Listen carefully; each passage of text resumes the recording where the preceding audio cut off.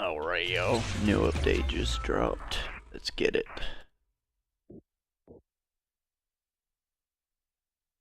Shut up, Discord. Sorry, can't read a hollow warning. What disaster supplies should you buy? Don't know the escape route. Don't panic!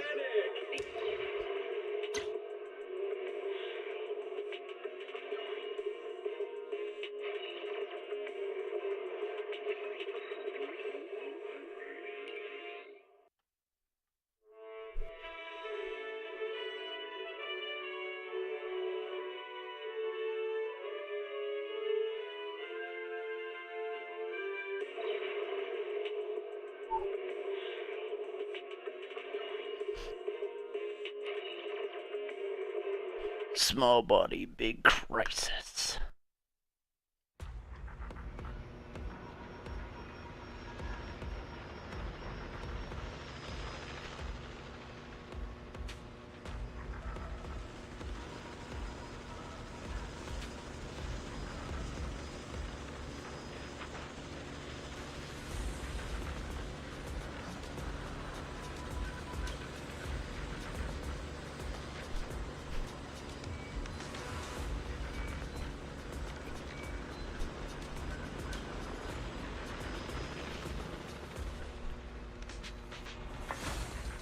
Alright, let's go talk to Wise.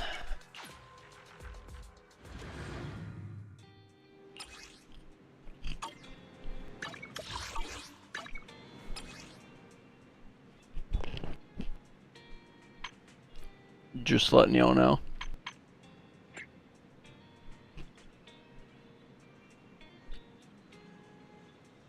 For those of you that don't already know, they changed Mommy Arena's voice actor, which really sucks.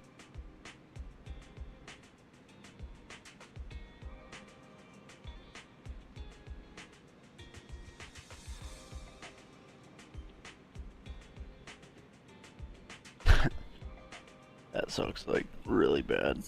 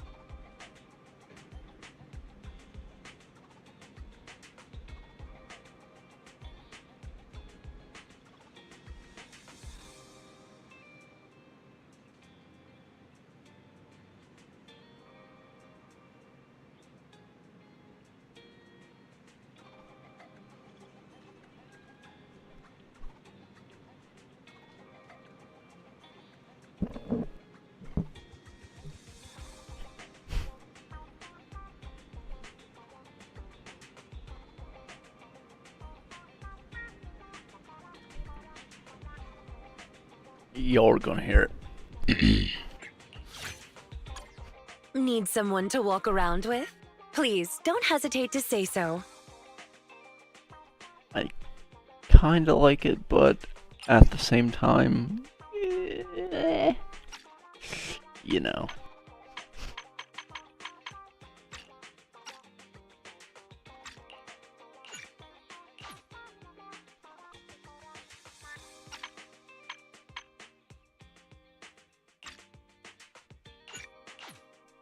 Yeah, it.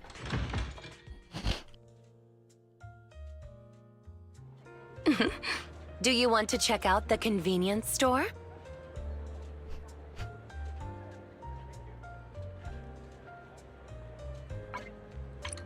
Wait for you here?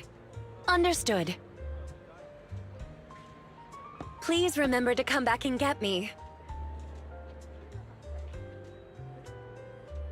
Otherwise, I'll just be standing here until nightfall. I'm not kidding. Please, don't hesitate to ask if you need assistance. Wife. Me? I don't feel like I've been standing for long. No need to worry. Please. Please feel free to come closer. Oh, trust me, I will.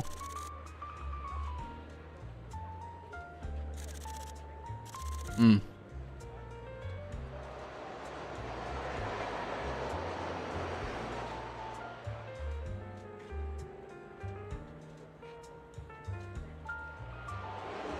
Damn.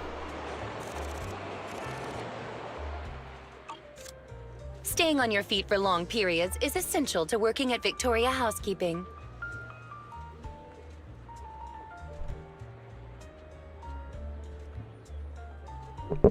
Though this is nothing compared to my previous job.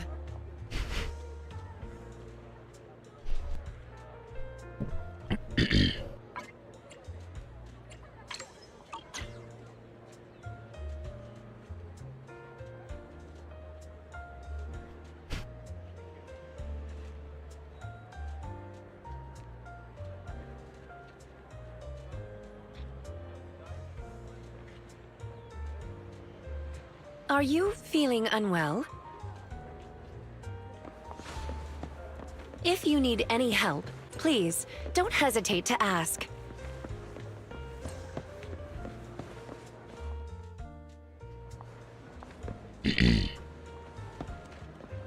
Seeing those bang-boos so hard at work reminds me of my own little ones.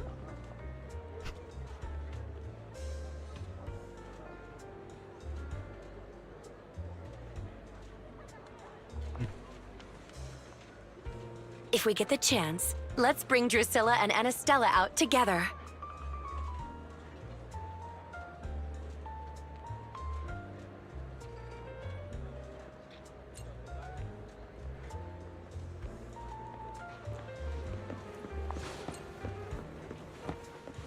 Yes. The children could totally, play together. Woohoo! Wait, let's go, floral design. Up already? Are you trying to give a Come back soon! Back again? You're looking great today. Nice. See ya. See ya. Run, Bill. There's no escape from Lena.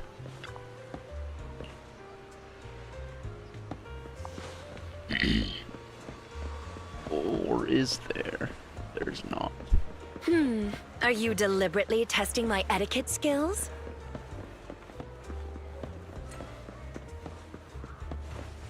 Don't worry, I'll gracefully avoid any physical contact with pedestrians. You are very graceful. Looking for someone to unwind with? Funny, I was just thinking the same thing. The more I hear it, the more I get kinda used to it.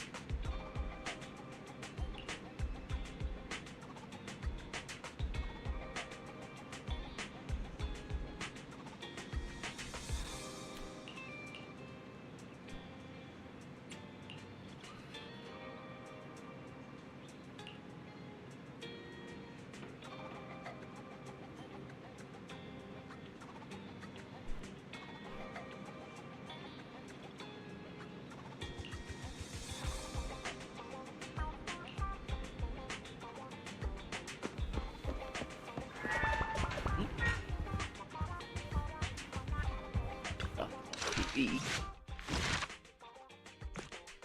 Oh, yeah.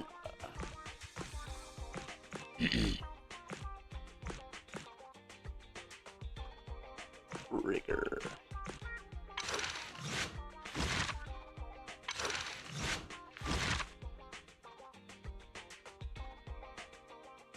Jane.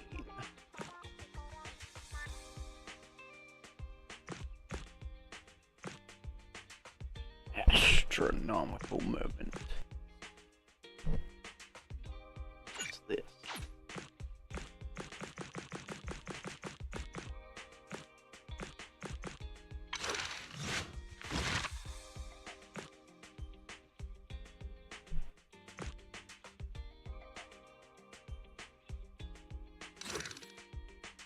Is this new? No. Oh.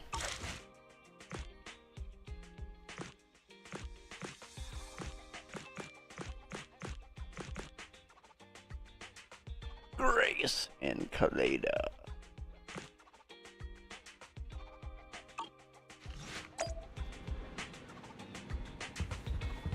Guys, the video archive marked then.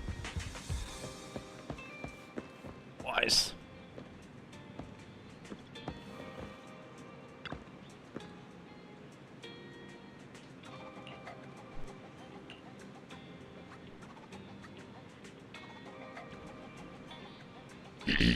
Good. Fuck Hugo.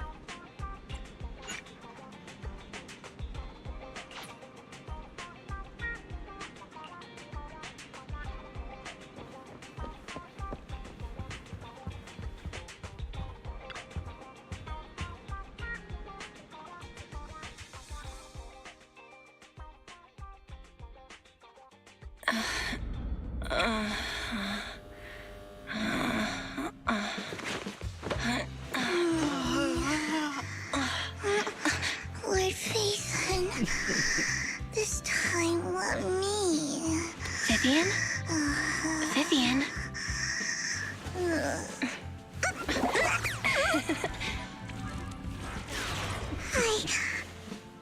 I didn't disturb your sleep, did I?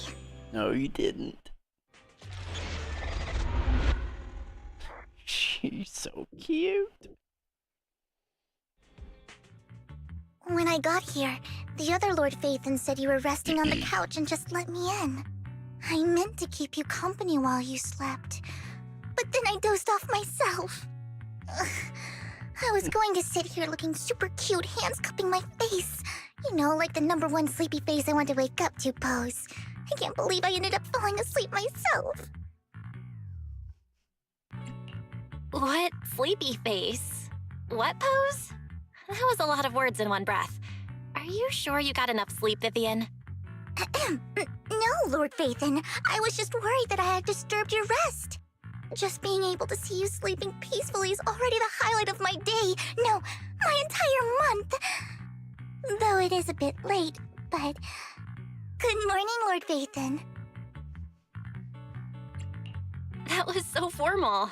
Feels like you're about to drop some big news after a greeting like that. Mockingbird's death has stirred up quite the storm. I took some time to gather intel. It seems someone deliberately leaked the story that Hugo is an illegitimate child of the Ravenlock family, but I haven't found the source yet. Could it be Hugo's uncle, Hartman? Maybe he's trying to turn people against Hugo and Mockingbird by playing the illegitimate child card. I suspected that too. He could be using Hugo's background to make people believe Mockingbird is just another Top's pawn. To the upper class, Mockingbird may be insignificant, but it has a loyal following among regular folks. But after some digging, I was surprised to find that the public isn't turning on Hugo. They're actually starting to see him in a better light. Some people feel bad for him, some relate to his struggles, and Hartman's the one getting all the heat. Public outcry against Hartman is growing, with many believing he murdered Hugo for his own selfish gain. Tops is hosting an industry summit this week. a responsibility usually handled by the Ravenlocks. But my sources tell me another family has taken over this year at the last minute. If I'm not mistaken, Tops is intentionally keeping its distance from the Ravenlock family due to the current public sentiment.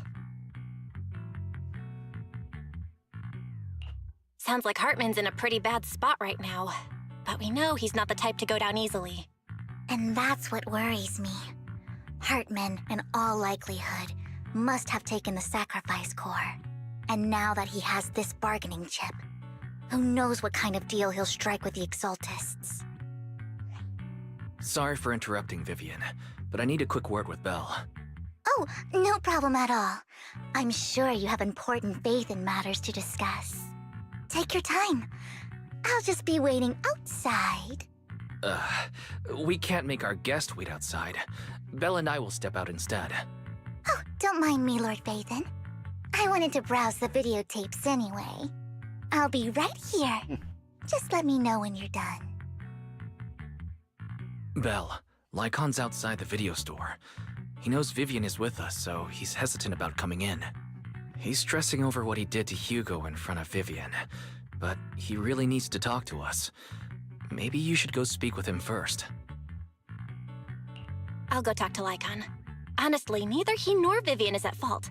As proxies, it's our job to be the bridge between them.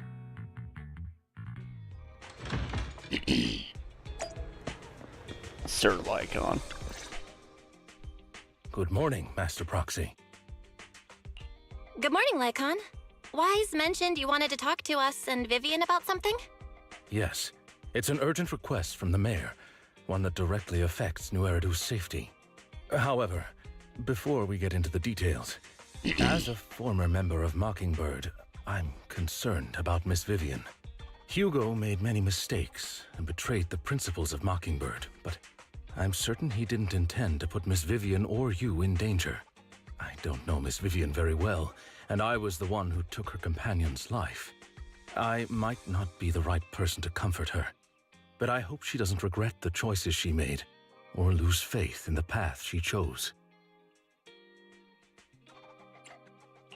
Vivian's doing just fine. She's actually been gathering intel and has a clear understanding of where things are headed. She might be tougher than you think. If you're really concerned, why not just talk to her directly? If you'd like to apologize, it should be face to face, right? That's reassuring to hear. I trust your judgment. You've always had a sharp eye for people. Would you mind coming in with me? I'd like to apologize to Miss Vivian in person.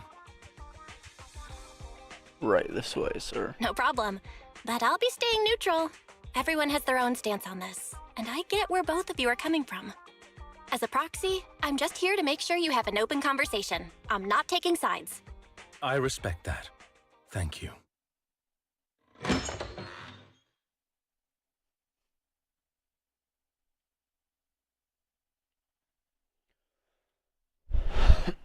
Miss Vivian, I'm very sorry about Hugo.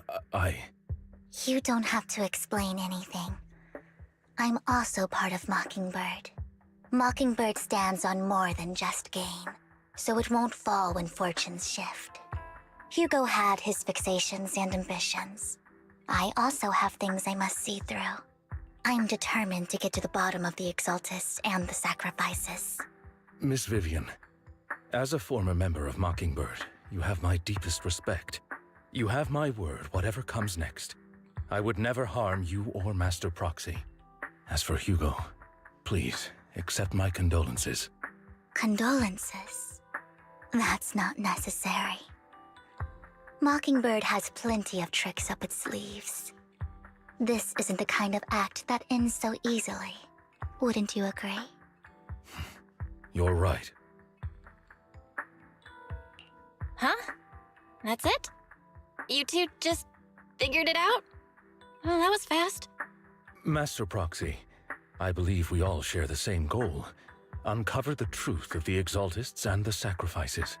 The mayor has tasked me with inviting you to take on this mission, and hopes we can work together moving forward. If the mayor wants to work with us, I trust he will demonstrate his sincerity in kind. Mockingbird will not serve as a pawn for the powerful. That will never change. Of course. While the mayor cannot handle this personally, he will make sure we have all the intel and support we need. Miss Vivian, I know you have your own intelligence network, but for some high-profile shady dealings, perhaps the mayor can provide you a different perspective. Please, take your time to discuss. If you're open to collaborating, I'll set up a call with the mayor so he can speak with you both directly. I need to discuss this with Wise and Vivian. With so many people involved in this, we need to be very careful. Of course, I completely understand. When you've made up your minds, you can find me at the Ballet Twins.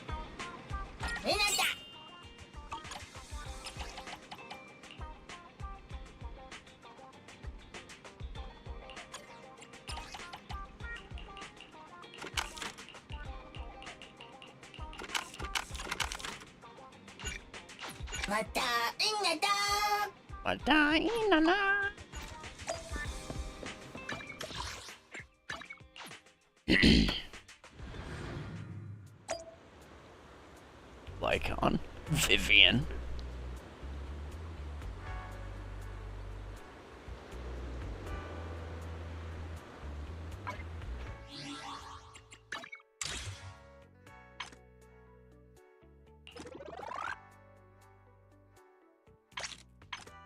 I should really do more of these things.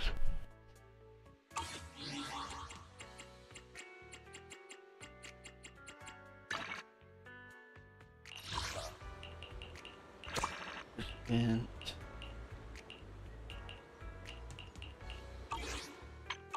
I should try it in Matrix too. Just in case.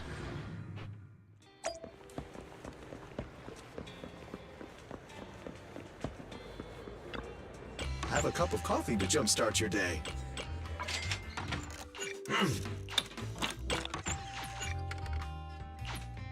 You know, coffee is not a espresso must, but a calm and relaxed mindset sure is.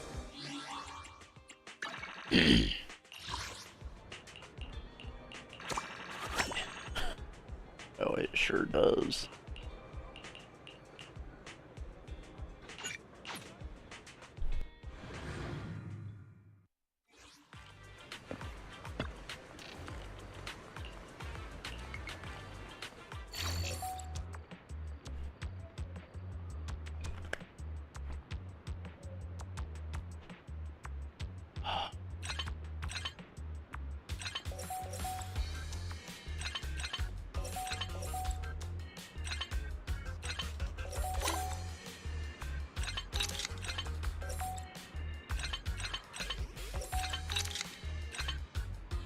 Ah, is that inconvenient?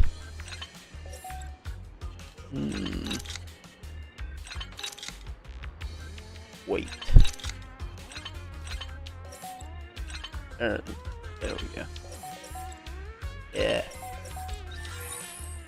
There we go, mate. In it.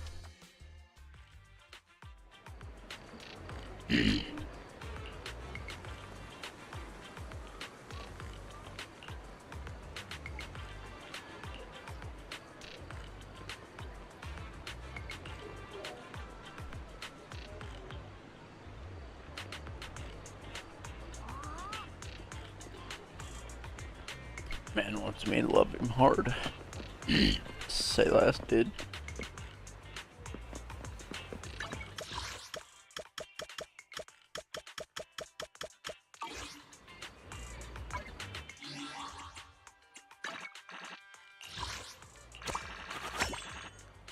Sweet. I'll take those 60 polychromes.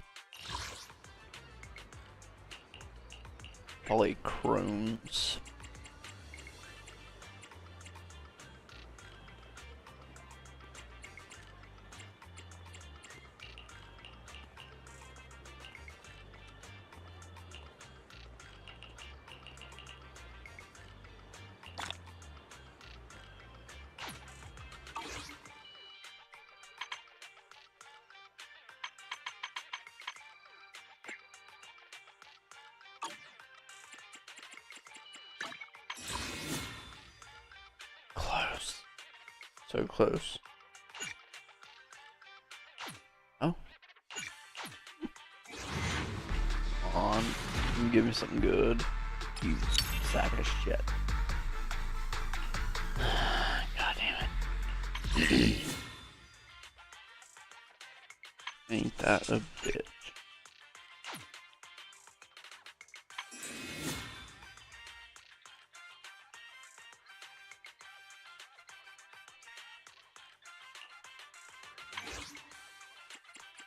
Actually, wait a fucking minute. Hold on now. Can I buy more master tapes with Denny's? Or one of these fuckers?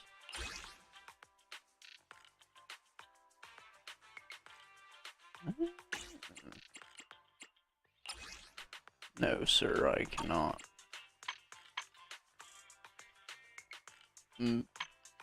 Pitiful.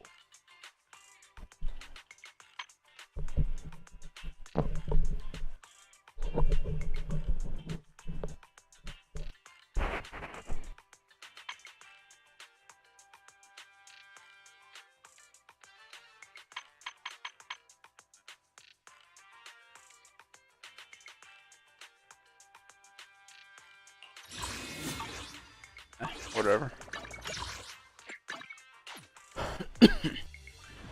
The show must go on.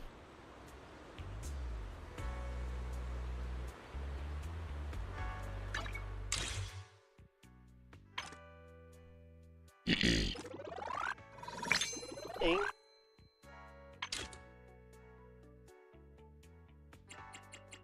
Wait a minute. Wait a minute. Huh?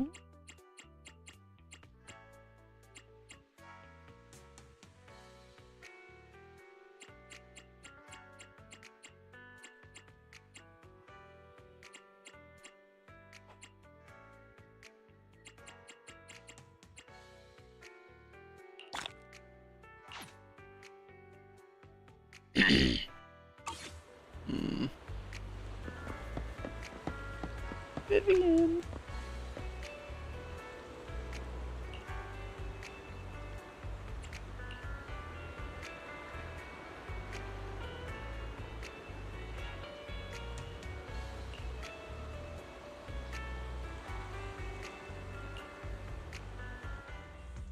I'll connect the call to the mayor now.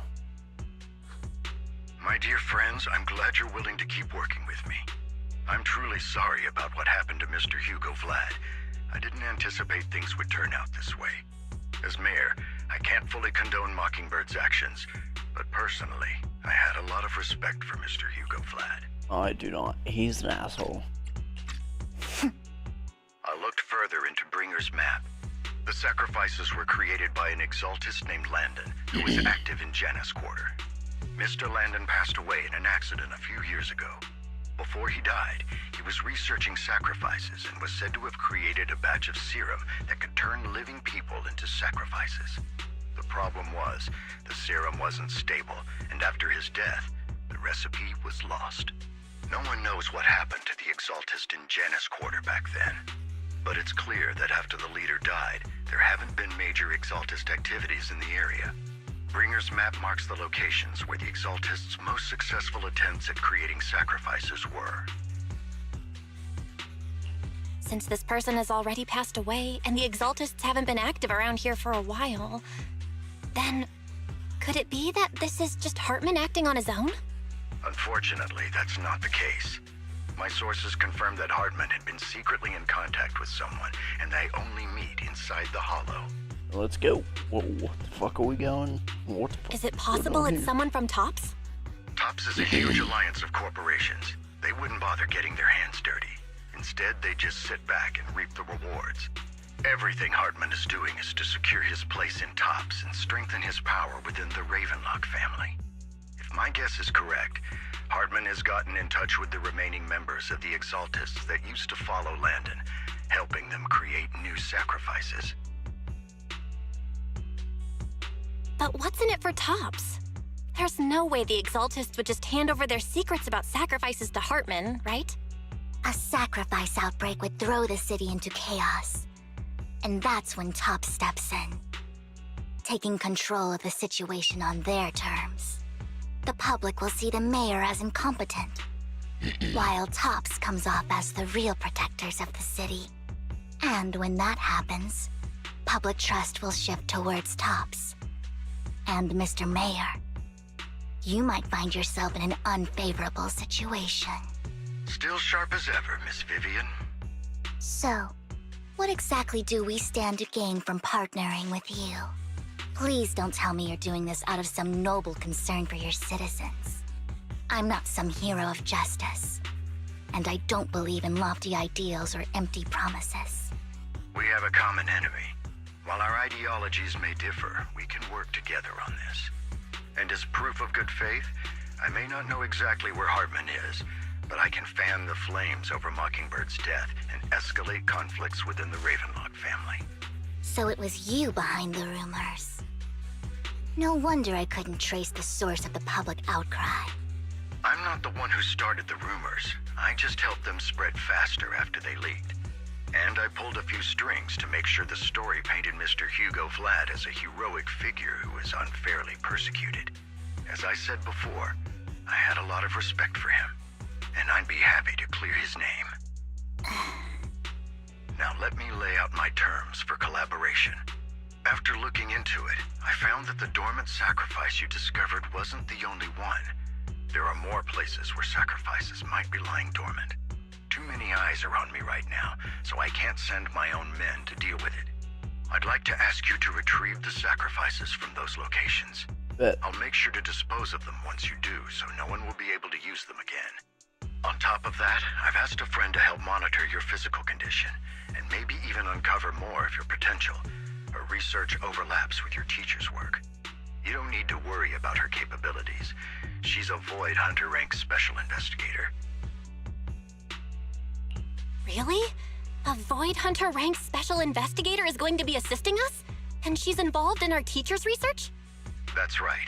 She's heading to Janus Quarter for some business. I wanted to set up a formal meeting, but she declined. She prefers to assess things on her own, and will reach out when the time is right. She'll let you know the details then. So it looks like you both are on board with this commission and ready to help recover the sacrifices? Okay. We don't want new Eridu falling into chaos either. We'll do what we can.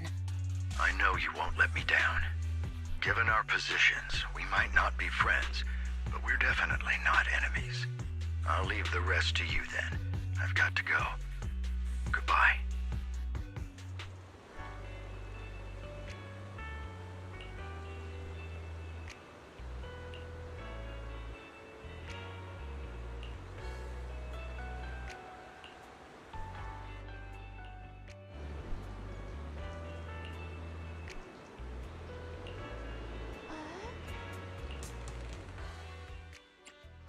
One, two, yes, all accounted for.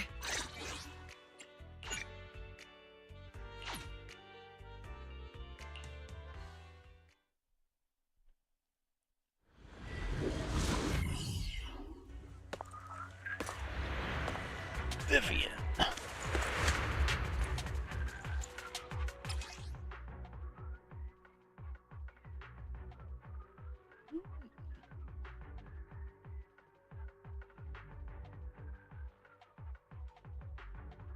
Lord Phaethon, thank you for trusting Mockingbird and me.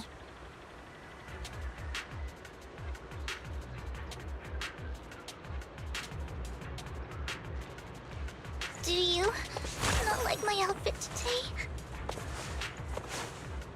We love it. Don't touch me.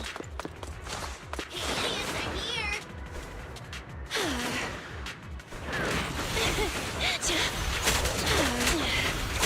Oh my.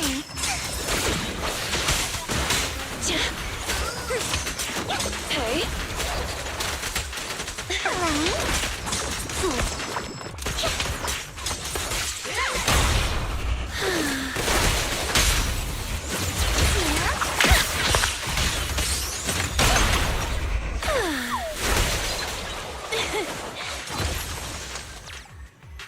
And Vivian. All right.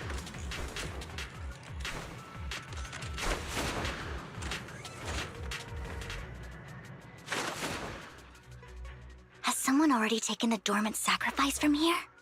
Or did the Exaltus decide to relocate it? No. If these dormant sacrifices aren't handled carefully, they could awaken and turn against anyone nearby. She wouldn't risk moving them unless it was absolutely necessary. Did she realize the mayor was looking into this?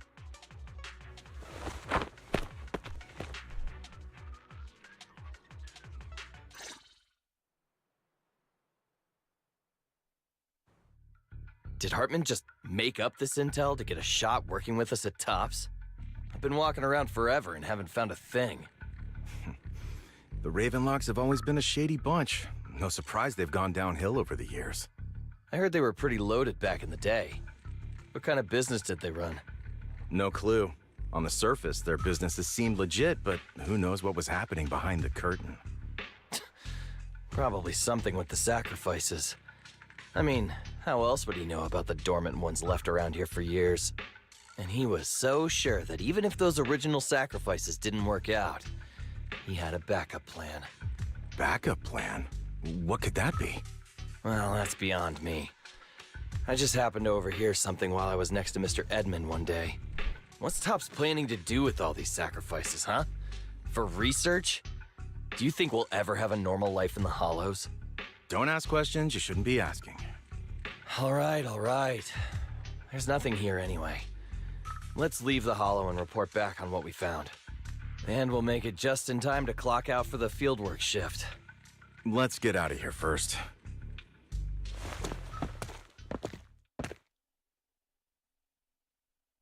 Hartman, that fool. He'll do anything to get into Tops, even if it means playing with fire. She's an Exaltist. Human lives have never mattered to her. The more people get dragged in, the greater the danger. Vivian, I've been dying to know, who's this she you keep mentioning? I apologize for losing my composure. Please don't mind me. The she I'm referring to is with the Exaltists. Someone I have a history with. That's why the moment I heard about the sacrifices, I felt compelled to uncover the truth.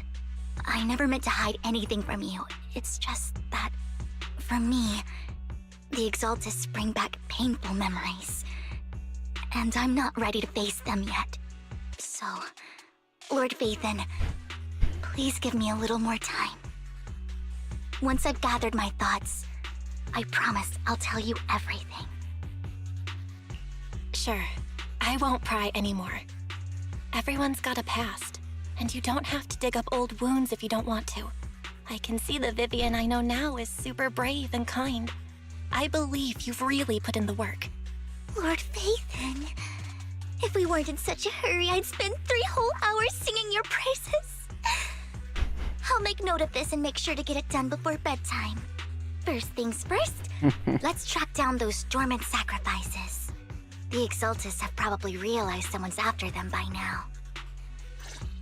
I wish we knew what Hartman's backup plan is.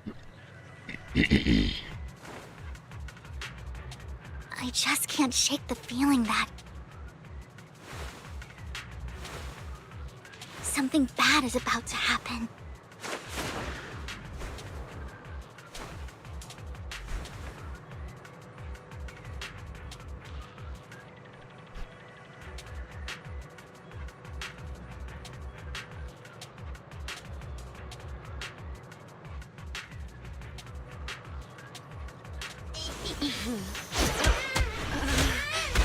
Oh dear. Don't be mean to others.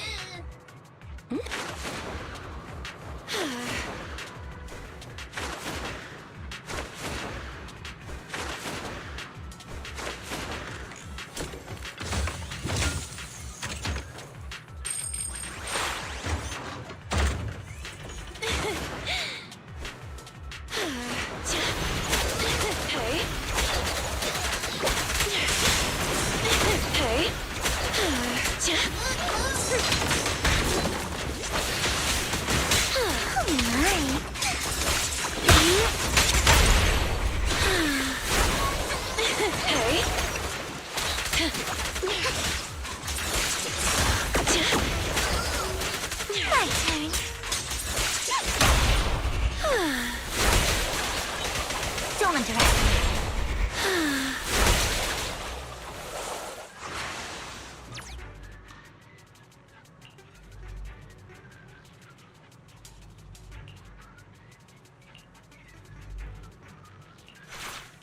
Hugo may have done terrible things, but he had his reasons. Fuck Hugo.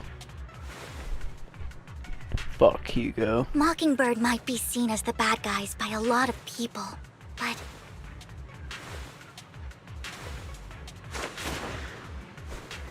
ironically, joining Mockingbird is what put me on the right path.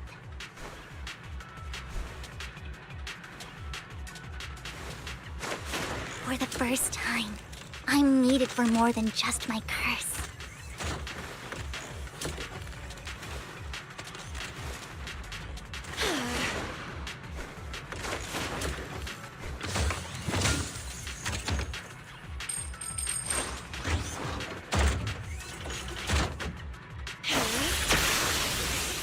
Oops, I didn't mean to do that. Damn it. Stay away from me. Idiots, I'm here!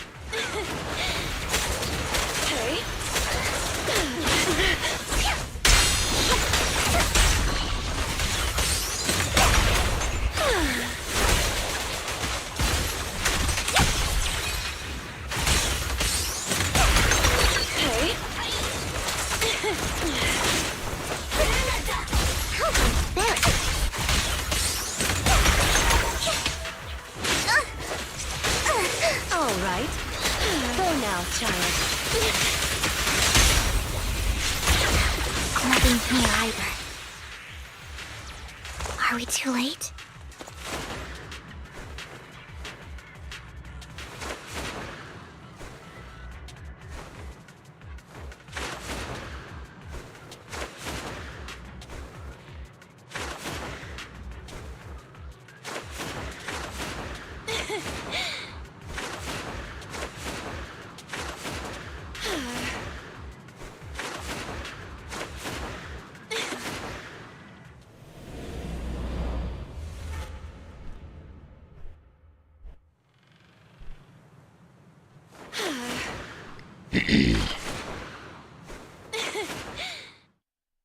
I knew it was you, Vivian.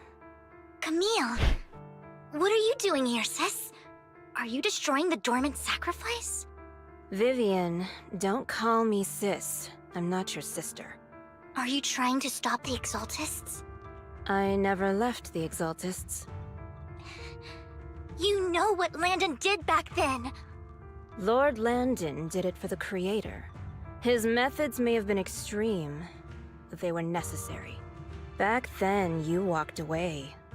You should do the same now. We didn't meet today. Take your friends and leave. What's wrong? Are you being forced into this? I can help you. Help me? Like how you helped her? Vivian, you're crying. You see me, don't you? No, You haven't changed a bit, Vivian. No need to hide your tears. I know exactly what's ahead for me. You've made your choice, and I've made mine. One last piece of advice. Stay out of this. She loathes you. I won't tell her we met today. Don't show yourself around us again. Camille!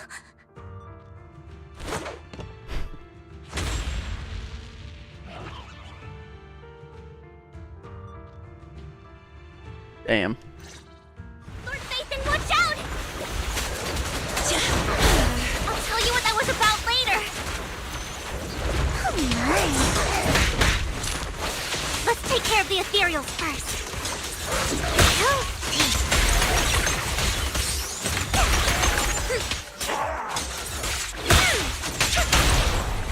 Ready and waiting.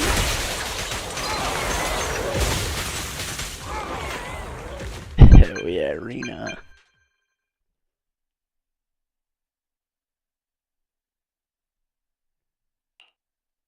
You two took longer than I expected. Did something happen? We searched the coordinates the mayor provided. Most of them were already empty. No dormant sacrifices. Camille, the Exaltists have been actively destroying the dormant sacrifices. The Exaltists? There's no reason for them to go after the sacrifices, right? Vivian is telling the truth. I saw it too.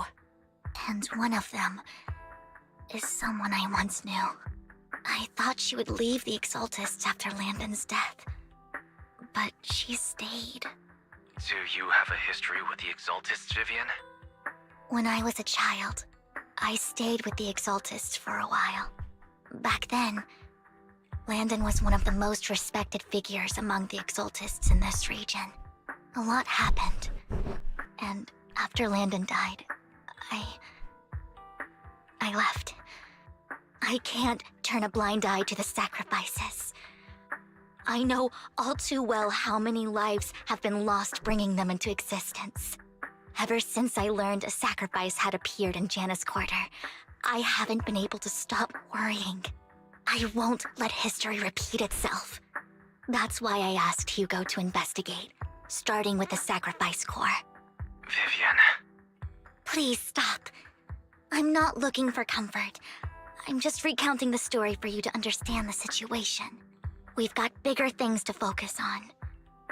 But when I do need comforting, I'll come straight to you.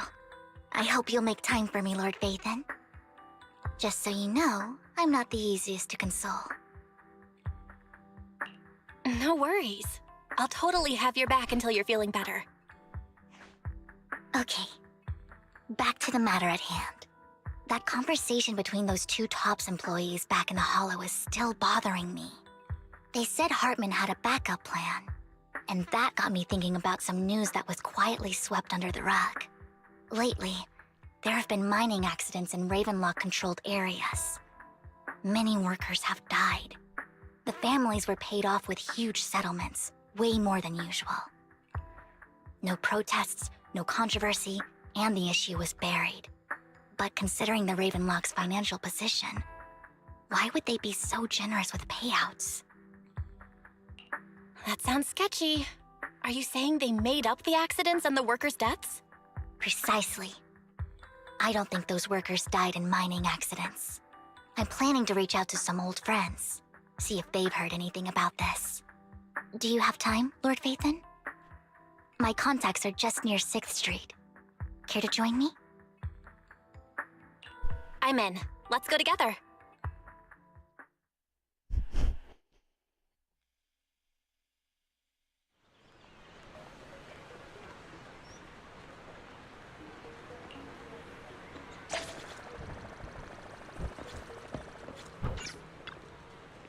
Vivian. Let's go. An old friend of mine said she has some new intel.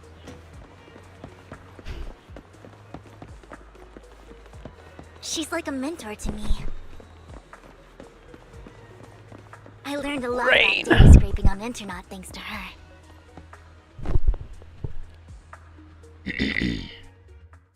Rain! Long time no see. Yeah, it's been a while. Rain? You two knew each other? Yeah, Phaethon.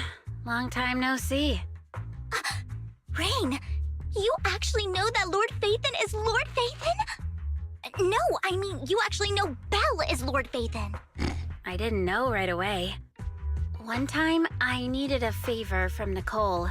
I only found out after meeting them.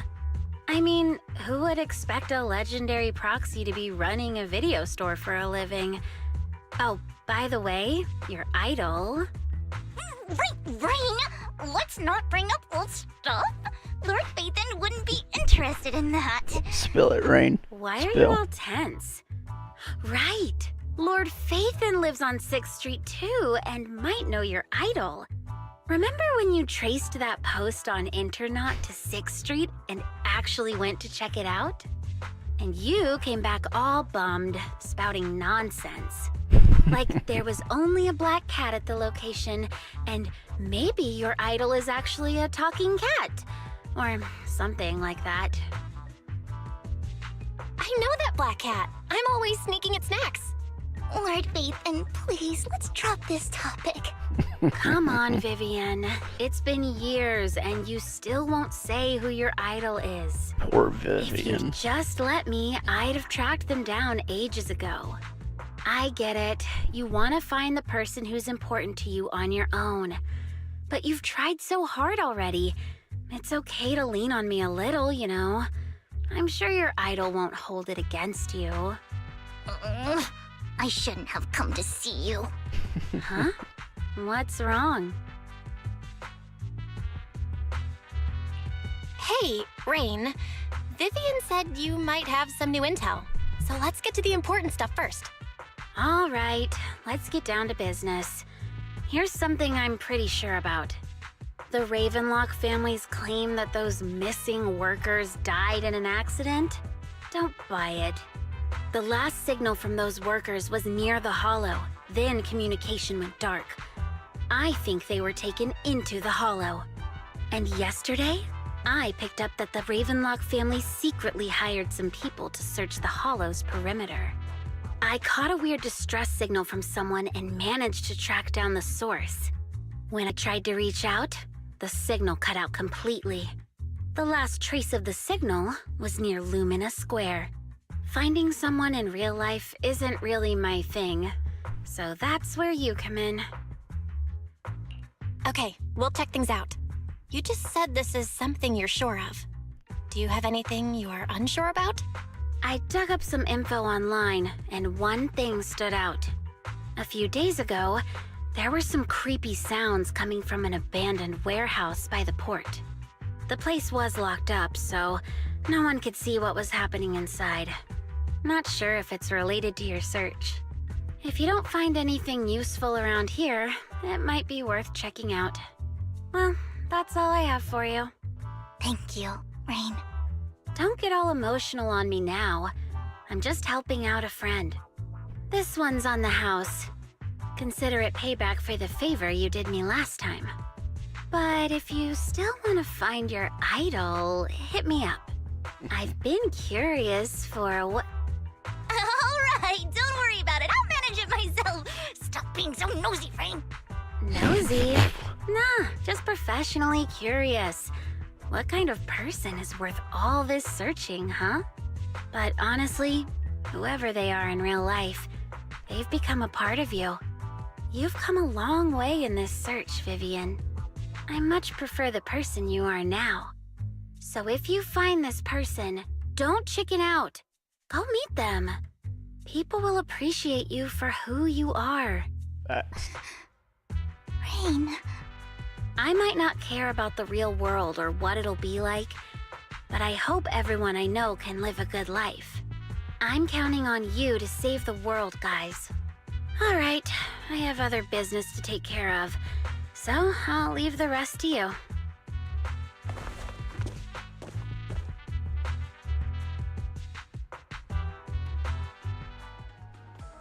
Lord Phaethon, please pay no mind to what Rain said.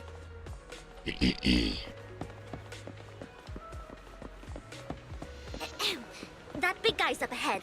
Let's hurry.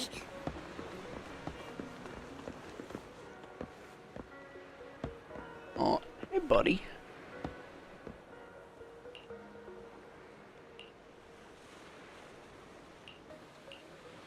Damn it.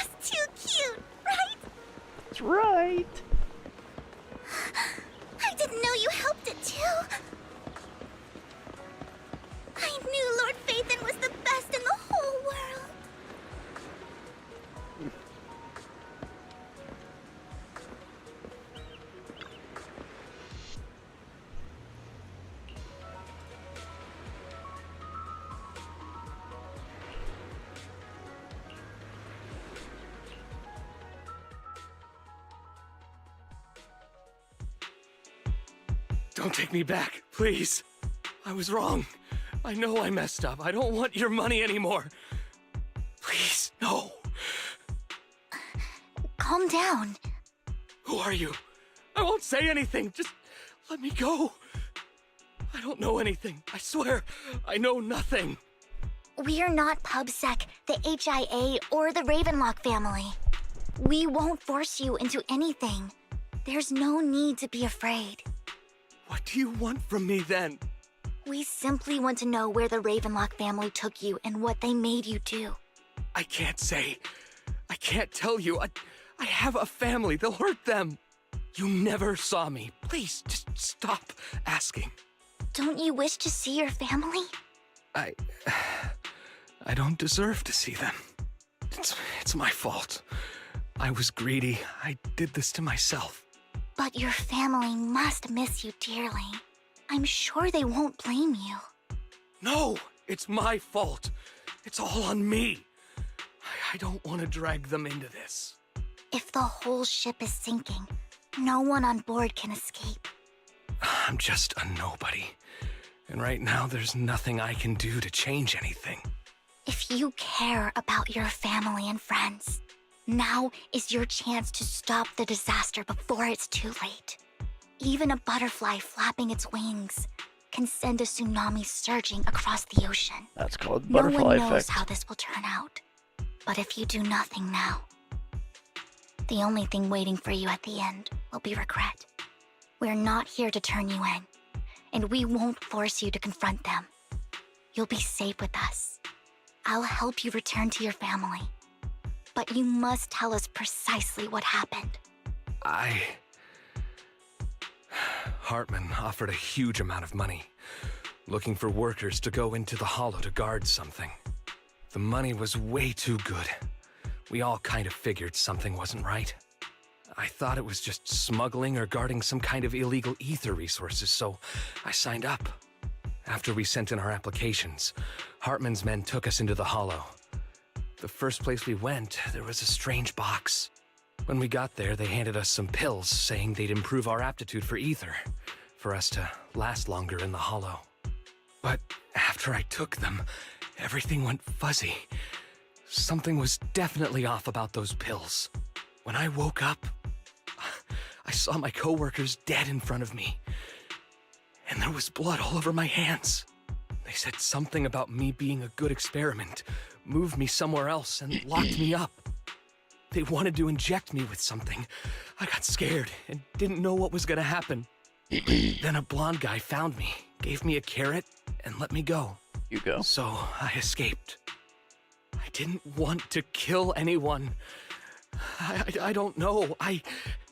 It wasn't your fault that your coworkers died. You were just a tool in their hands. Do you remember the place they first took you? Do you know what was in that box? I only remember the first place was like a rooftop. I think it was on top of a tall building. What exactly was in that box? I can't remember. I'm not lying. Those pills they gave us, they make you hallucinate. I took just one and my mind felt like it wasn't my own. My memories turned into a blur. I'm telling the truth. I'm not trying to run from my mistakes. I just really can't remember what happened. I know you're not lying. We'll arrange for your protection. You can rest easy and recover, and your family won't be dragged into this. Once this is all over, you will be able to reunite with them.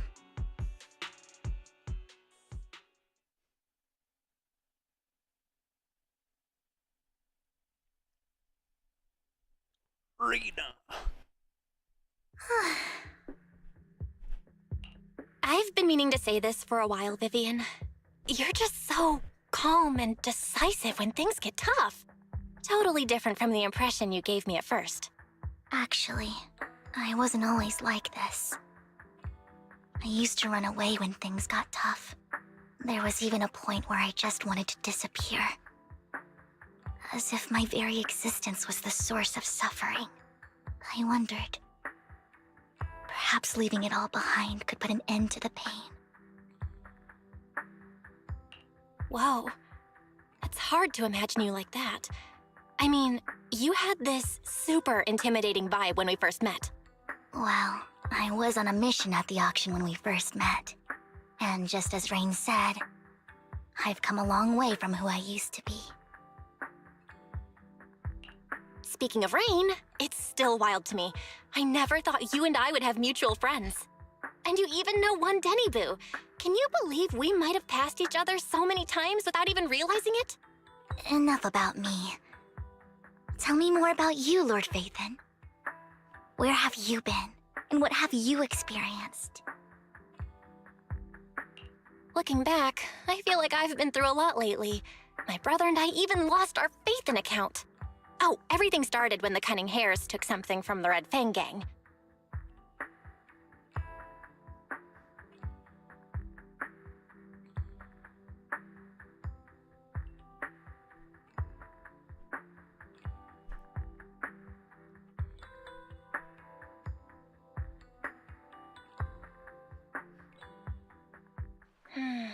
I remember it should be around here. That store's been sitting in my favorites for ages.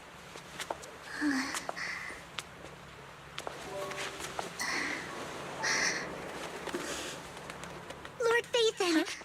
What's up? I've seen that black cat on 6th Street. That harmonica in the outer ring you mentioned. I've heard it before, too. I've even been to the monument outside Hollow Zero. But none of that was a coincidence. It was me.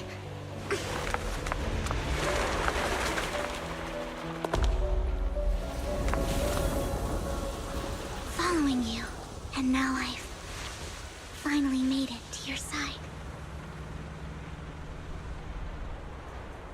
Ever since I was little, I had been seen as the bringer of bad fortune. I had traveled to many places and witnessed far too much misfortune. Every tear I shed brought disaster. I've heard too many curses to count. I loathed my tears as much as I despised my own existence. Wherever I stayed, tragedy followed. I had roamed too many places, and each time, it ended the same way. I didn't know where I could go anymore. One night, I stumbled upon a post discussing me. Whether they knew me or not, everyone seemed convinced that I was the source of the curse. Some mocked me with cruel intent. Some wished I would vanish, and others speculated maliciously. It really seemed that my very existence was a disaster.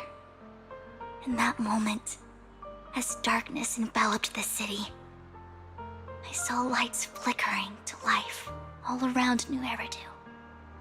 So many lights, and not knowing where to go, I thought, if only I could disappear into those lights. I made up my mind, and right then, my phone rang. I decided to take one last look. I wanted to know who left me my final message from this world. It was you, Lord Phaethon. Wait, really? Me? Yes. And I checked with the other Lord Phaethon. You were the one using the account at that time. But I know you probably don't remember it. After all, it was just an ordinary day, with an ordinary post and meaningless comments online. But for me, it was the night I finally realized where I could go. I wanted to walk the paths you had walked, see the sights you had seen. And then, one day, share it all with you, face to face. What did I even say in that comment? I can't remember off the top of my head. Well, you'll have to figure it out for yourself. I'm not telling you. Mean. Huh?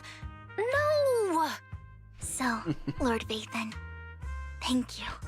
Not only for that comment you made that day, which was a silver lining for me, but also for giving me the courage to become who I am today. The Vivian standing right in front of you now, Lord Vathan. I truly like who I've become.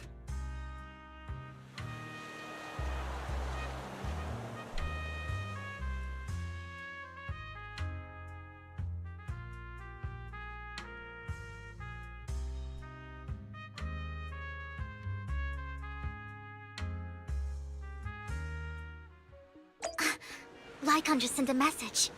There's an update.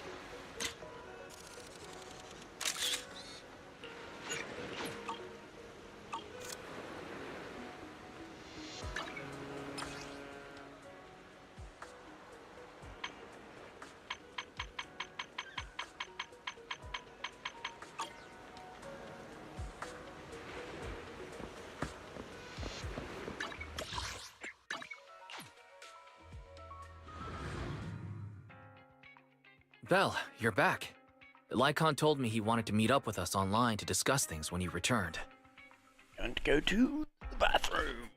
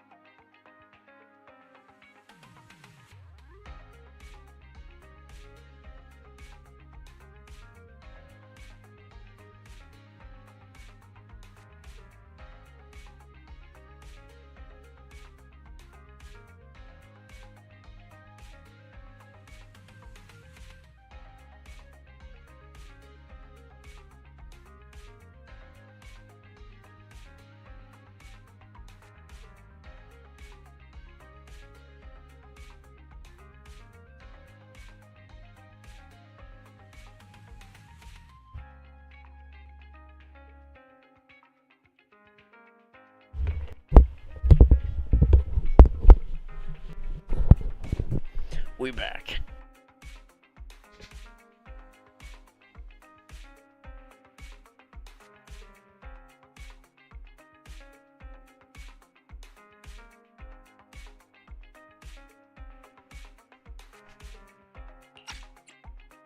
I'll call him now. Master Proxy, Miss Vivian. The gentleman Rena brought back has stabilized and calmed down now. Based on his account, we've identified where Hartman is hiding the core. He also mentioned that Hartman plans to trade the core with a group of people. We suspect that this group consists of members from the Exaltists. I knew it. Now that we have the location, it would be splendid if we could seize the sacrifice core before they do. Precisely. We hope you can head to the location as soon as possible to secure the sacrifice core. We've got this. I have other matters to attend to, so I'll leave the retrieval of the sacrifice core in your capable hands. The mayor's friend that he mentioned before will also be assisting you this time. The target coordinates have been shared with her, and she'll meet you there. Please ensure your safety, and I wish you all the best.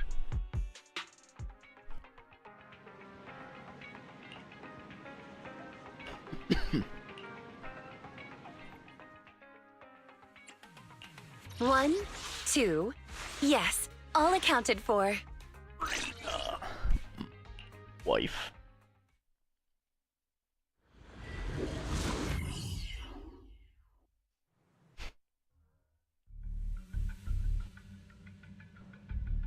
Where's the sacrifice core? Camille, you really think I'd stroll around with something this important? Plus, even though the Ravenlocks and the Exaltus have been working together for ages, I've hardly even met Lady Dina. I'm the one offering the sacrifice core here. I'm curious what Lady Dina's got lined up for me in return? I'm just here to verify that the core you mentioned is real. Once that's sorted, Lady Dina will give you a proper response. Our partnership isn't just talk. We need to be sure you have what we need before moving forward. Sure thing. I'll take you to where I keep the core. Once you verify it's legit, have Lady Dina come over. We'll lay everything on the table face to face. All right, lead the way. It seems Hartman is trying to bargain for more. What a greedy and insatiable man. It's just that... why would they only send Camille for something as important as the sacrifice core? And I can't shake the feeling that Camille doesn't want Hartman and Dina to meet. Why is that? Who's this Dina he just mentioned? Is she the leader of the Exaltists? Kind of. Lord Phaethon, I really think we should hurry. We must get to where Hartman keeps the core before anyone else does. I've got a shortcut planned, but there are gonna be ethereals along the way. I'll let you handle them, Vivian. Don't worry, Lord Phaethon. You're in capable hands. I'll ensure your safety.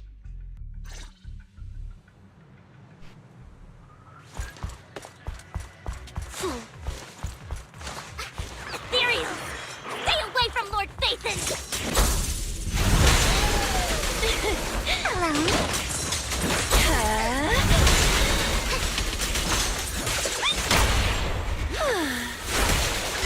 Don't underestimate me.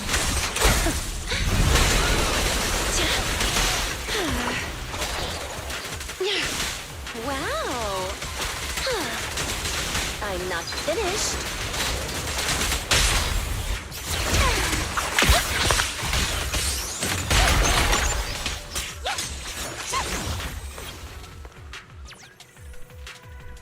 Vivian, what a babe. Don't touch me. But Rena's my one and only. Rena's my wife.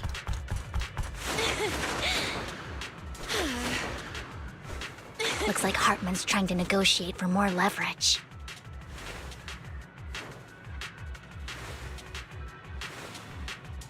Let's get out of here before we're spotted.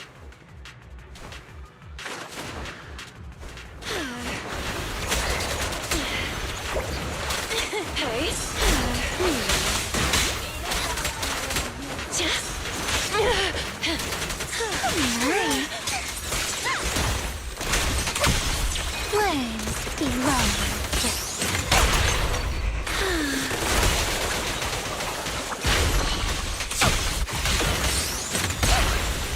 As you will. Go now, child. Let's keep moving, Lord Phaethon.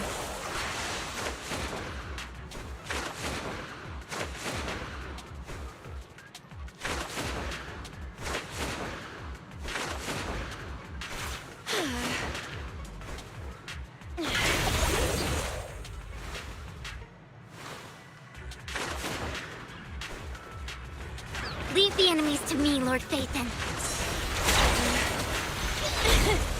I'm right here.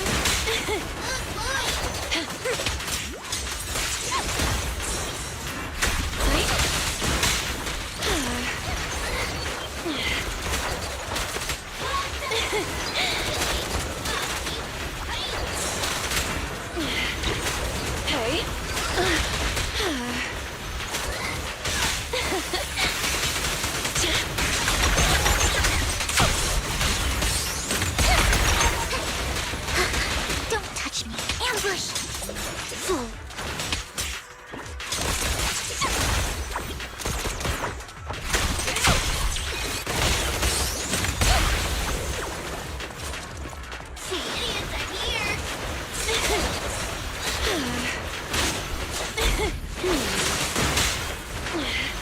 You cannot stop me.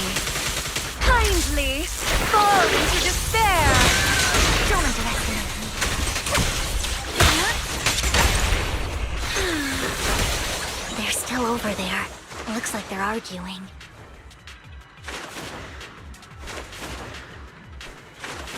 This is our chance. Let's hurry. No matter who has the sacrifice core, Hartman or the Exaltists, it would be really dangerous.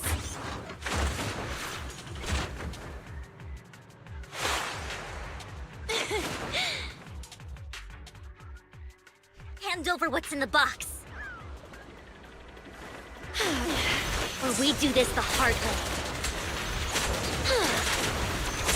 You sure talk big, little girl. Go now. Let's see if you can get past me first.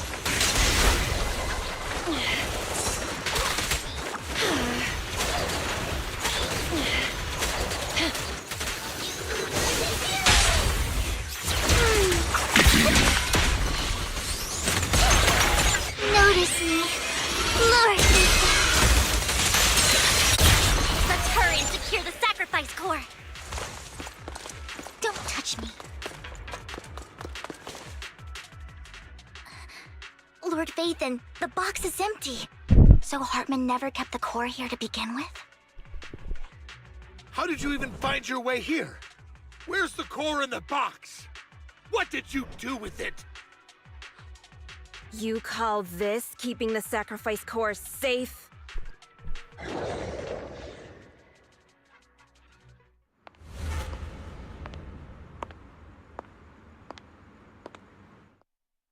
Vivian, it's been ages. Dina! Oh my, you actually remember me. So sweet. Look at you, thriving. I thought you'd totally forgotten about our past. So, tell me, do you ever dream about the people you've killed? Are they crying in your head all night? Back then, I had no idea. You had no idea? While you were soaking up all that love from Daddy and everyone else, you had no idea what was going on? I wasn't... Lady Dina, Miss Vivian didn't actually...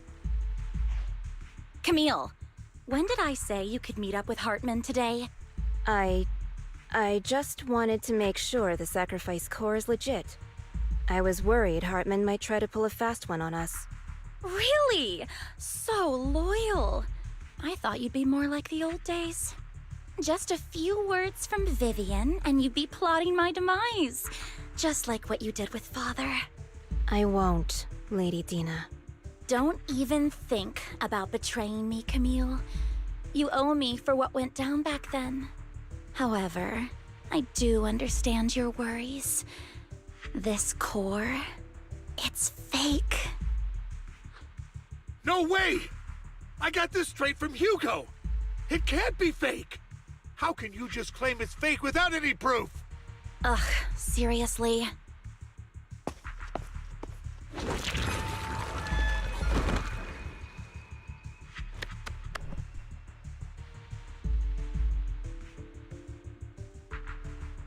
That's kind of metal. The sacrifice core can max out the ether particles within human bodies in no time at all. But look at your little subordinate. How uncouth. He's making noises like some animal. Can you shut him up? So annoying. The masterpiece Father made for the Creator isn't this worthless piece of junk you're holding. So, the real core. Vivian, where do you think the sacrifice core is really at? I don't know. If I knew where the real core was, I'd destroy it without a second thought. Dina, you understand what the sacrifices are. And you know those who were blessed should not have to endure such horrors. Oh, they shouldn't have suffered those horrors. Weren't you the one who decided if they'd be blessed or not? If it weren't for your tears, how would they have encountered such misfortune? How self-righteous, Vivian. Their fates were in your hands. It was you who brought disaster on them. Landon just needed an excuse. He needed someone to blame. Whether I shed tears or not, he'd treat living beings as mere subjects for his sacrifice experiments. Dina, you know all of this. Landon even went so far as to say Shut up, shut up, shut up! Father did it for his great cause. Vivian, why do you always mess everything up for me? Everything! You did it before, and now again! You just had to ruin my plan. I was so close to fulfilling Father's last wish. If you don't give me the sacrifice core, be prepared to become food for the ethereals. I told you I don't have the sacrifice core. Otherwise, I would have destroyed it already. Lord Phaethon, find the right moment to retreat. She can be quite unpredictable when her temper flares. Oh, really? You don't have it? Then I suppose there isn't a reason to keep you alive.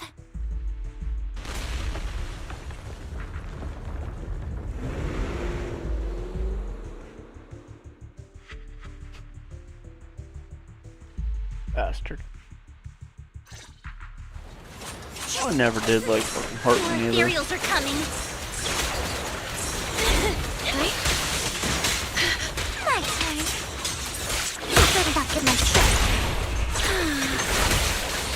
Oh, for Lord Satan.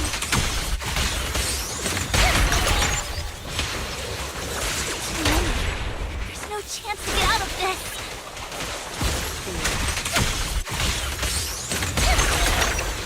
As you will. You're not Vivian. Rena will get us out of this. You cannot stop me.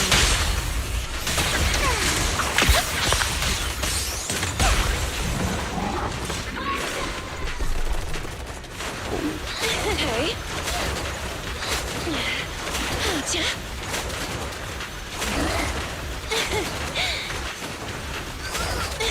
Okay. Okay. Don't underestimate me. Find cover. I'm here. Leave it to me. Help me.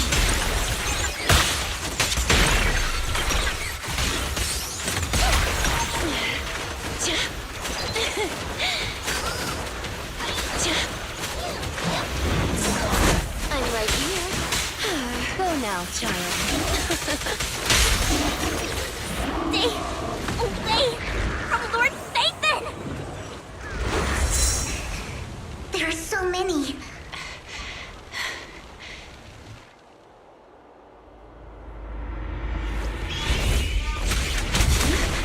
It's ink.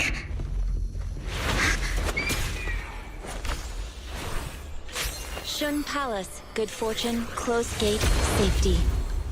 What? An evil miasma gathers here. Another place of conflict. If you wish to avoid disaster, then head southeast.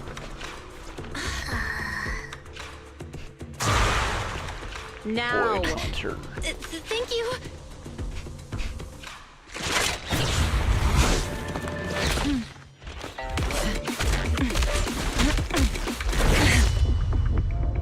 Hell yeah. Titty jiggle.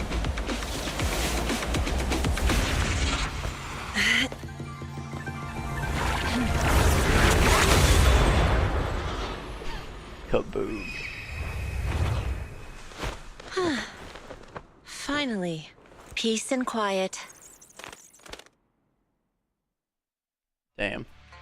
You must be Belle, right? Mayflower mentioned a special partner might need my help. Can I ask, who are you? I'm the 13th generation master of Yunque Summit. You can call me Yishuan. Mayflower passed along your info, and I was curious what kind of person you are, so I came to see. At first, I thought it might be a hassle, but your energy feels really calming. Quite nice, actually. Oh, so you're the investigator the mayor talked about. Yes.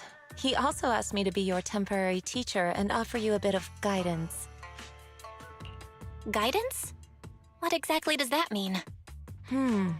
Unfortunately, this isn't the right time or place to talk.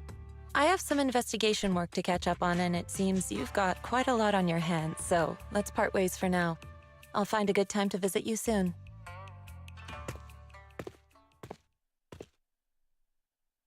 I'm so sorry, Lord Vathan. I'm just not feeling very well. I think I'll head back for now. I'll investigate the sacrifice core and reach out once I find something. You definitely need some rest. Let's get out of the hollow.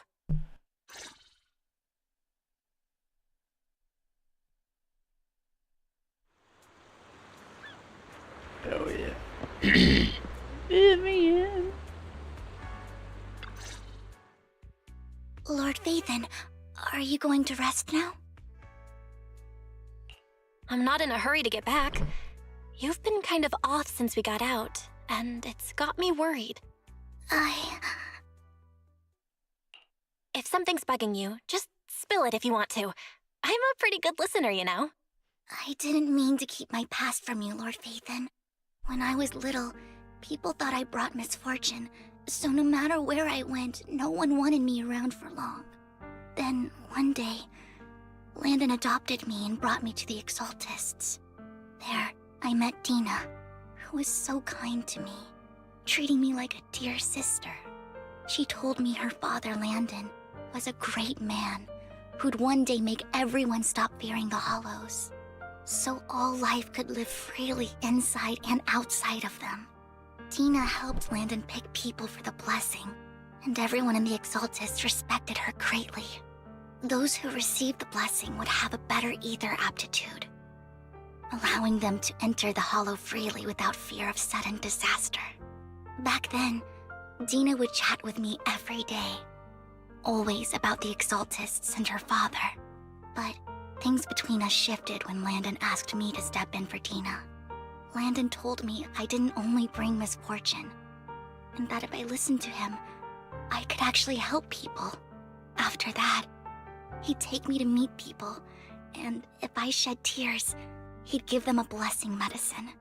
Those who got the blessing could dodge calamities. At first, I was ecstatic, thinking I could help others. I shared my joy with Dina, but that was when she started to pull away from me. The blessing medicine. Please tell me that wasn't the sacrifice serum Bringer had. Yes, to be precise, it was an early version of the sacrifice serum. Landon's medicine wasn't stable.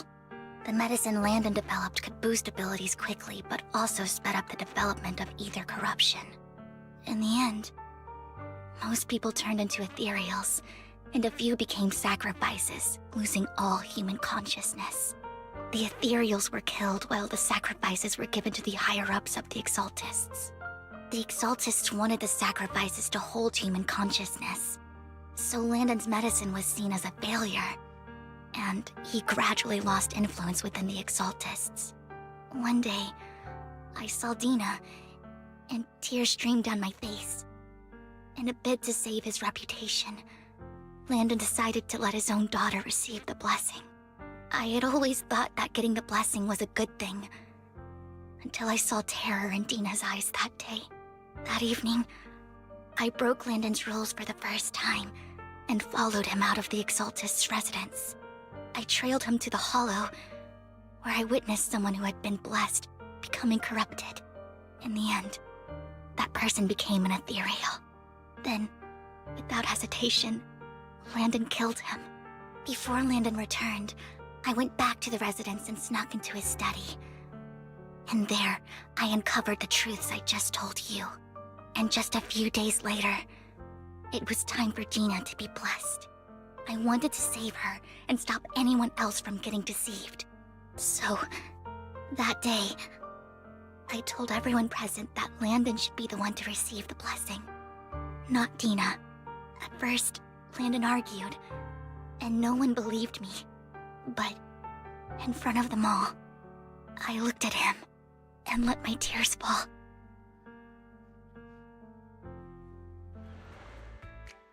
Lord Landon, please accept the blessing. Vivian, you... Why won't you accept the blessing? Were you lying to us? Ungrateful fools! You have no use anymore! Liar! Run! Run! have to go. Vivian? What's happening? Listen to me. Lord Landon's so-called blessing isn't...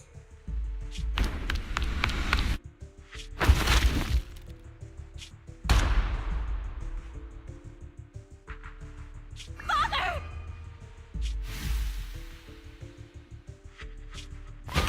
No, I was just... Mom, I want to go home. It's got nothing to do with us. This is just what happens when you don't accept the blessing. Vivian, was this you? Tina, I just didn't want you to accept the blessing. Everyone who does ends up... I just don't want to lose my father. You knew? If you knew what he's done, you... He's my father. He's all I have. Stop being self-righteous, Vivian. You only ever bring misfortune.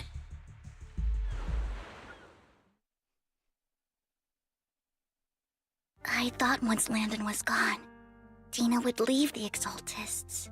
I never expected her to continue his research, or that Camille would stay.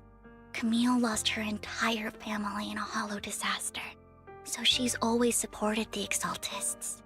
She's not a bad person. She's just someone searching for hope. She joined the Exaltists very early on, and even watched Dina grow up. That day, she was just so desperate to save Dina that she... All these years, she's been following Dina, taking care of everything out of guilt, I think. But I didn't just fail to save Dina. I trapped her. I see misfortune approaching, but I can never change its course or avoid the bad ending. Maybe I really am a bringer of misfortune. No way. You're not the one bringing bad luck. Whatever went down with the Exaltists, Landon used you. As for Dina and Camille, they know the truth, and they just made their choices. The Hollows and the disasters they caused took more than just their loved ones. But not all survivors cling to obsession and hatred like they do. Lord Phaethon. You need to believe in yourself. You're currently resolving the sacrifice crisis with your own effort. I remember you saying you really like yourself now. So what's changed? Yes, that'll always be true. Thank you for listening to my story today. Years have gone by, but I've never had the courage to face all this. Maybe Dina and I were meant to meet today, so I could finally spill it all out. It lightens my heart a little.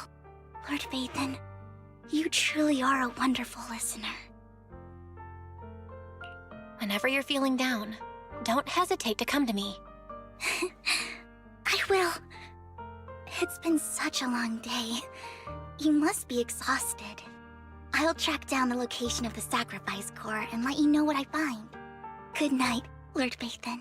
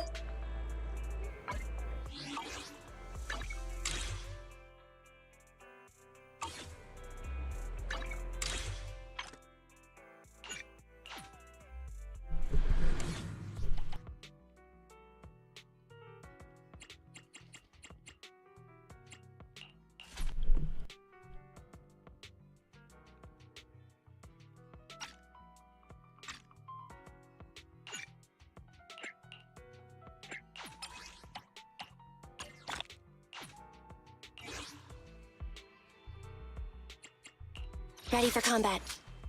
A new case to solve?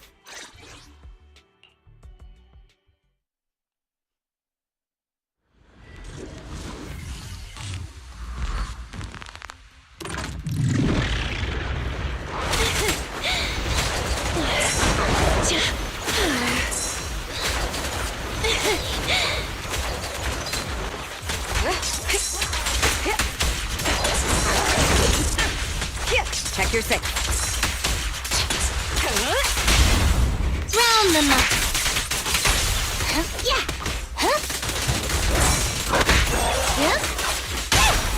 Go play. Everything's under control. Precision strike, initiate.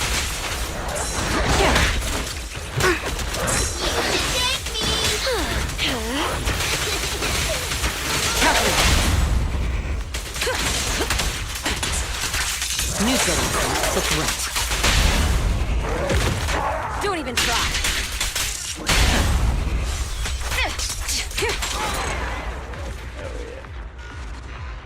Evelyn.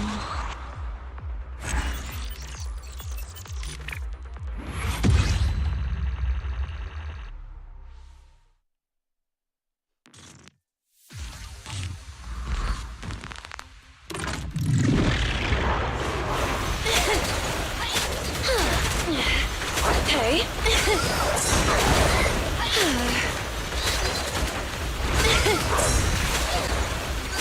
I'll manage things from here.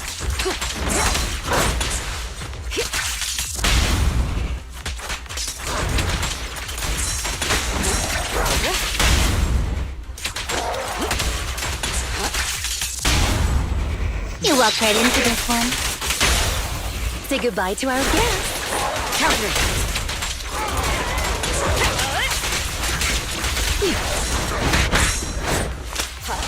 Neutralizing the threat. Press the advantage.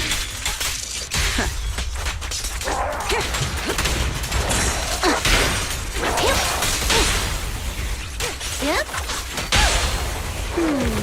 Can you see me? Oh yeah.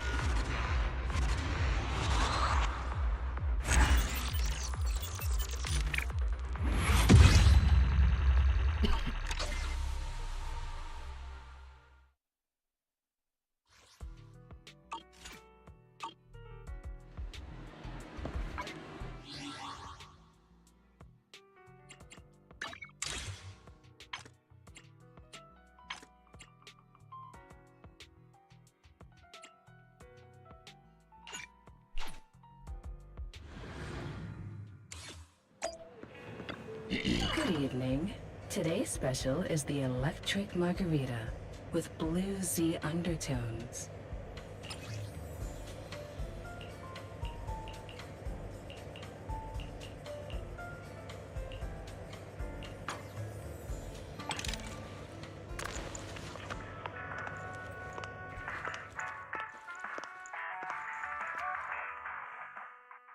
Thunder. What a perfect... The joy that this delicious composition brings is truly remarkable.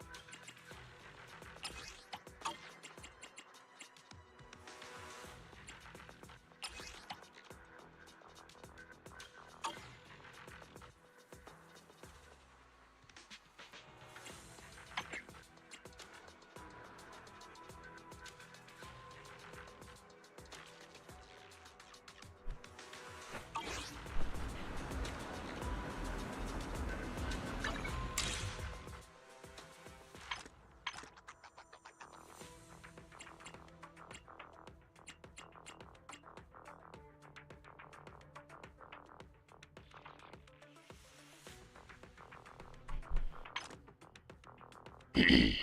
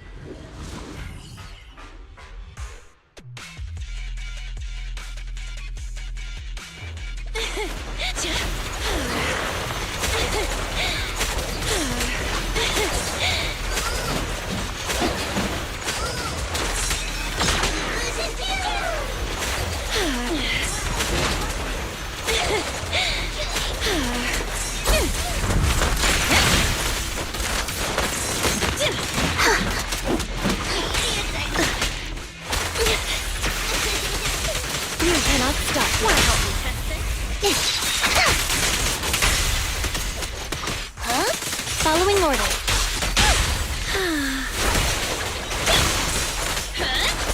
Have a couple more. With pleasure.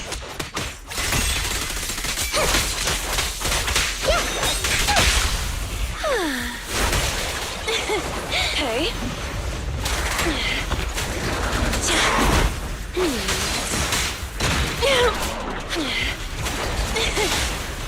Hey. Hey.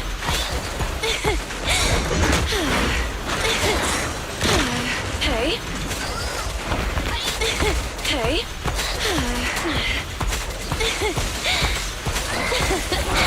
Burnout time.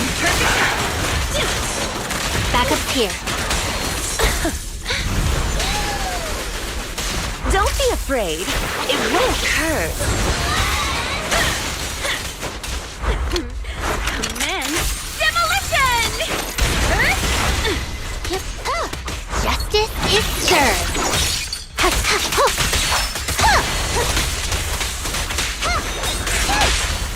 Ready and waiting. Initial impulse. Have a couple more. Understood.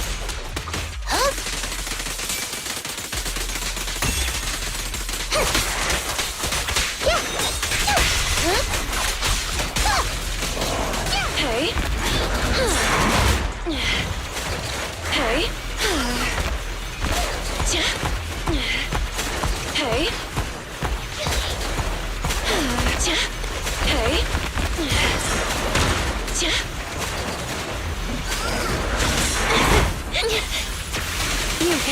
stop me. Wanna help me test this?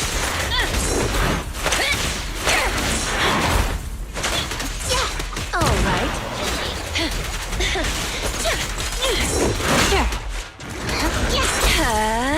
Hey. Wow.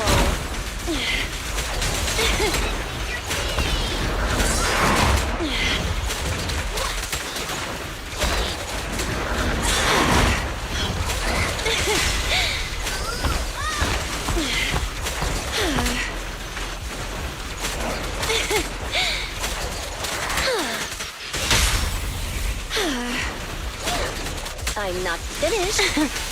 Come a little closer. Go now, child.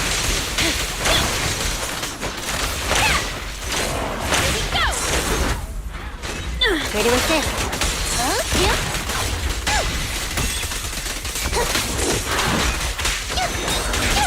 Here to support. Kindly fall into despair.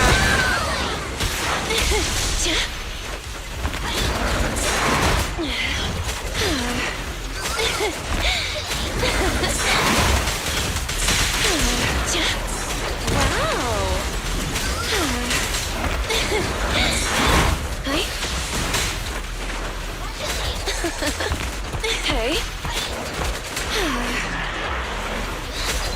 I'm here.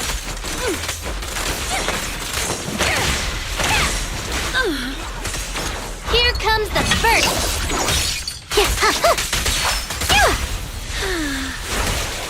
Perfect time. Every effort counts. With pleasure.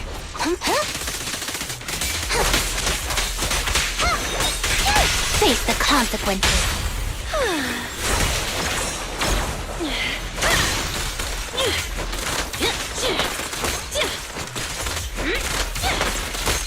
Have a couple more.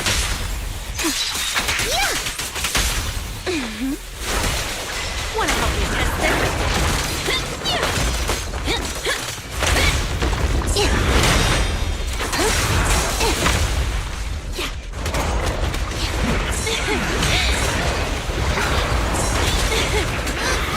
Hey. You cannot stop me.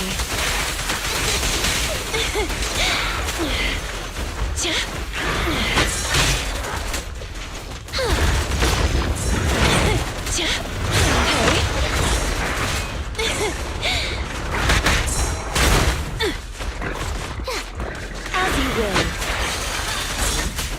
I'm right here.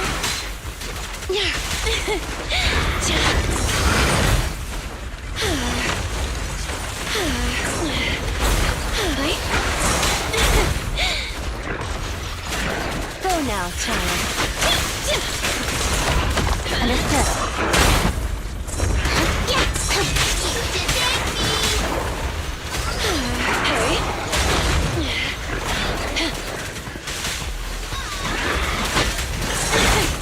I'm right here. Perfect timing. Justice will be served. Be good. Don't be scared. Stand still.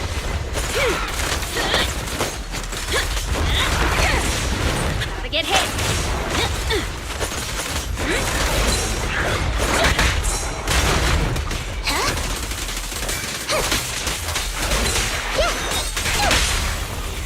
Hey. Dance, dance. Let's not disappoint our customers. Wanna help me test this? Oh, this little one's so cute. I'll just explode. With pleasure. Justice is served. You cannot stop me.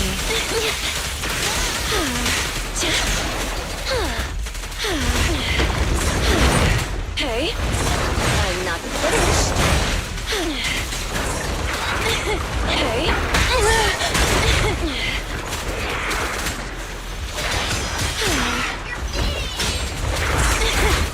Hey.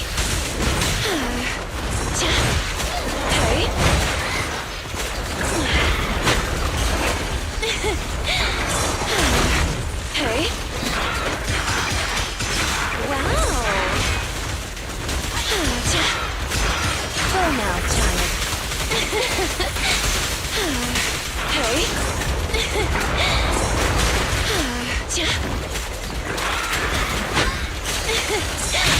This little one's gotcha. Hey. Lord has arrived.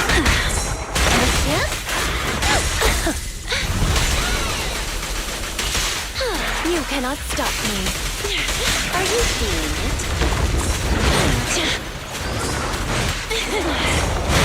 Hey.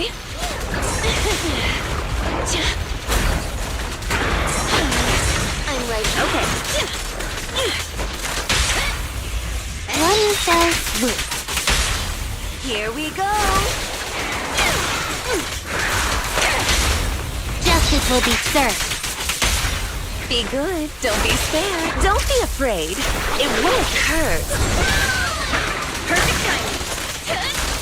Yep. As you will.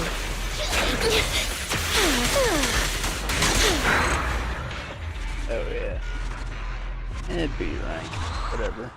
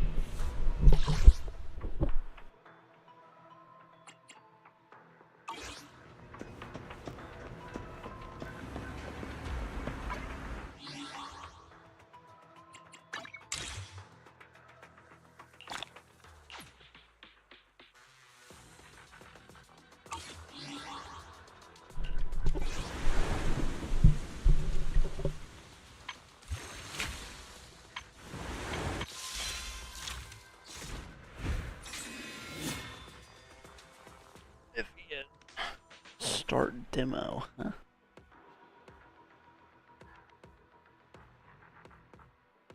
Jane.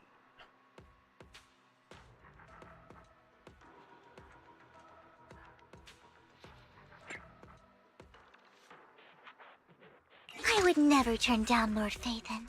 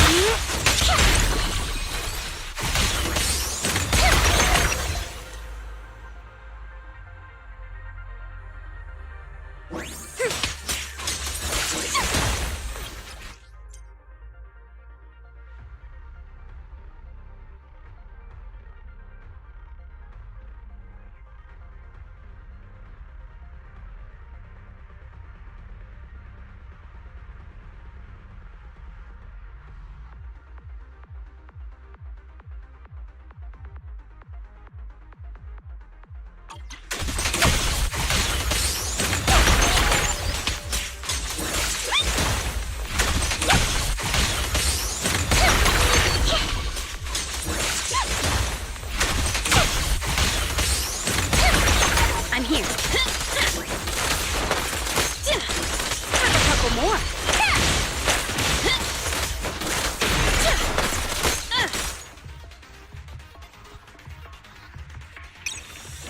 Your numbers mean nothing.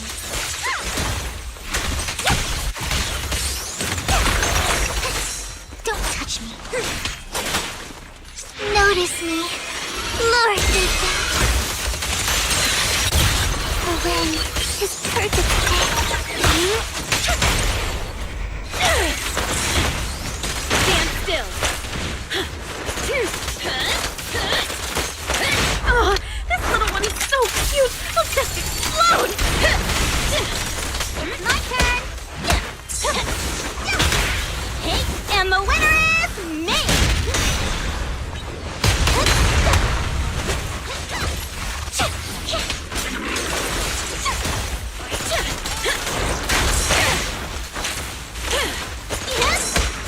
Ring. Leave everything to me.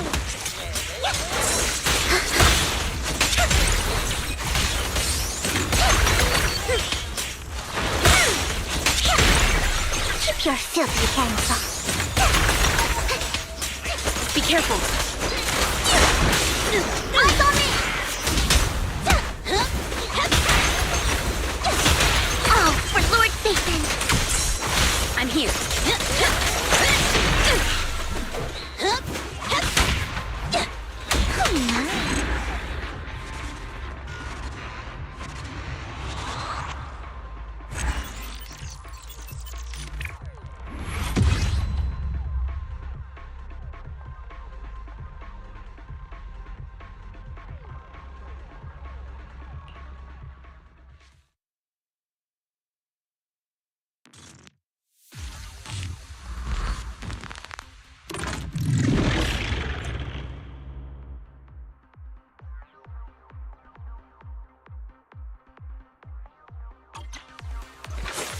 Out of my way!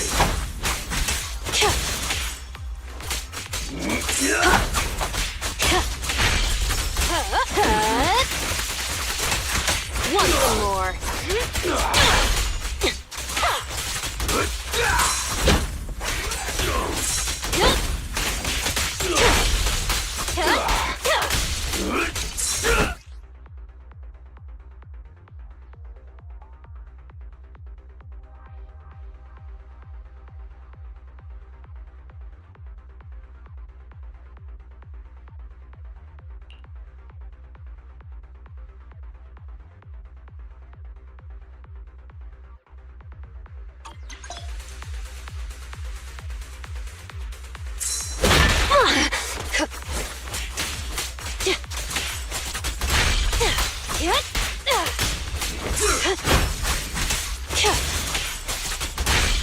Let's make this quick.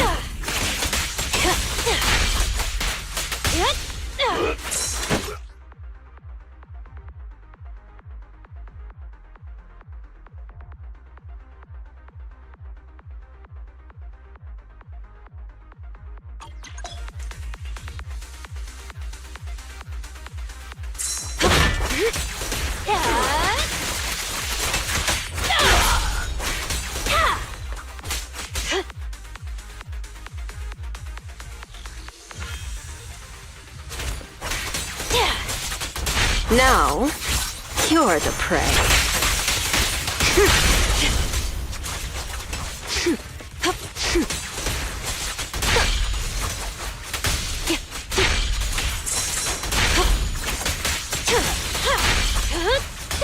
They're getting stronger.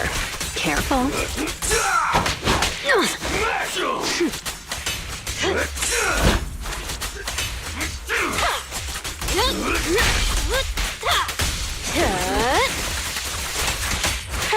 Done.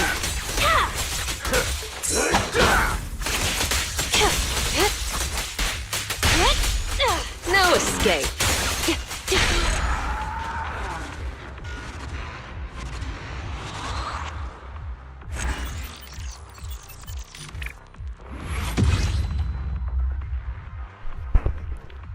My mic was muted, so Yeah. there you go. Anyway, that's all I was wanting to do.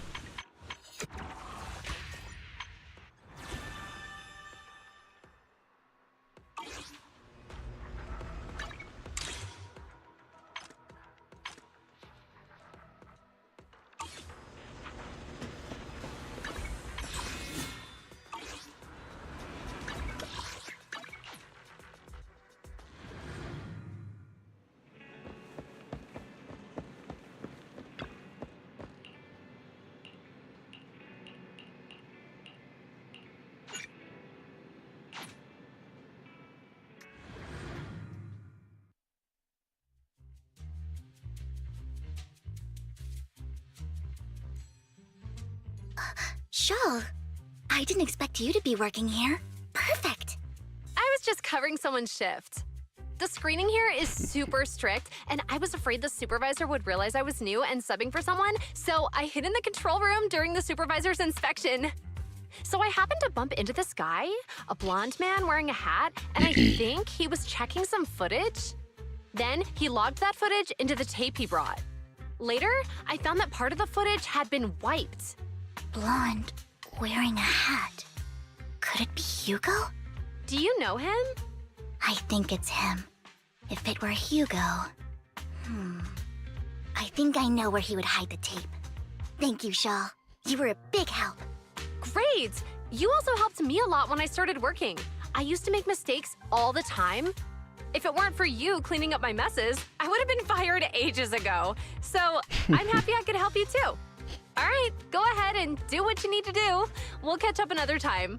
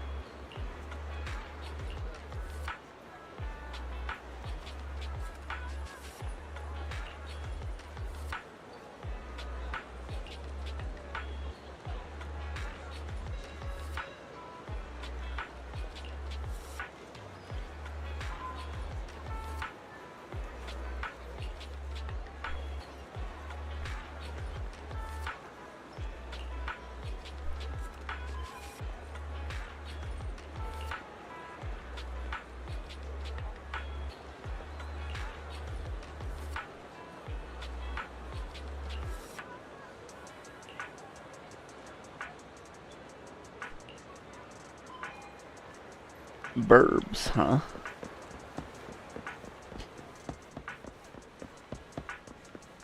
Oh. Dang poo.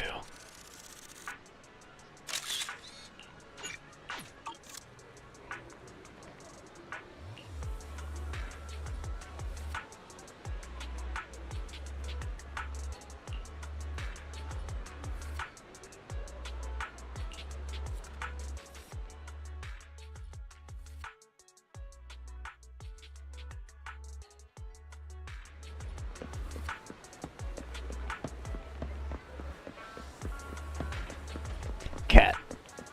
Meow.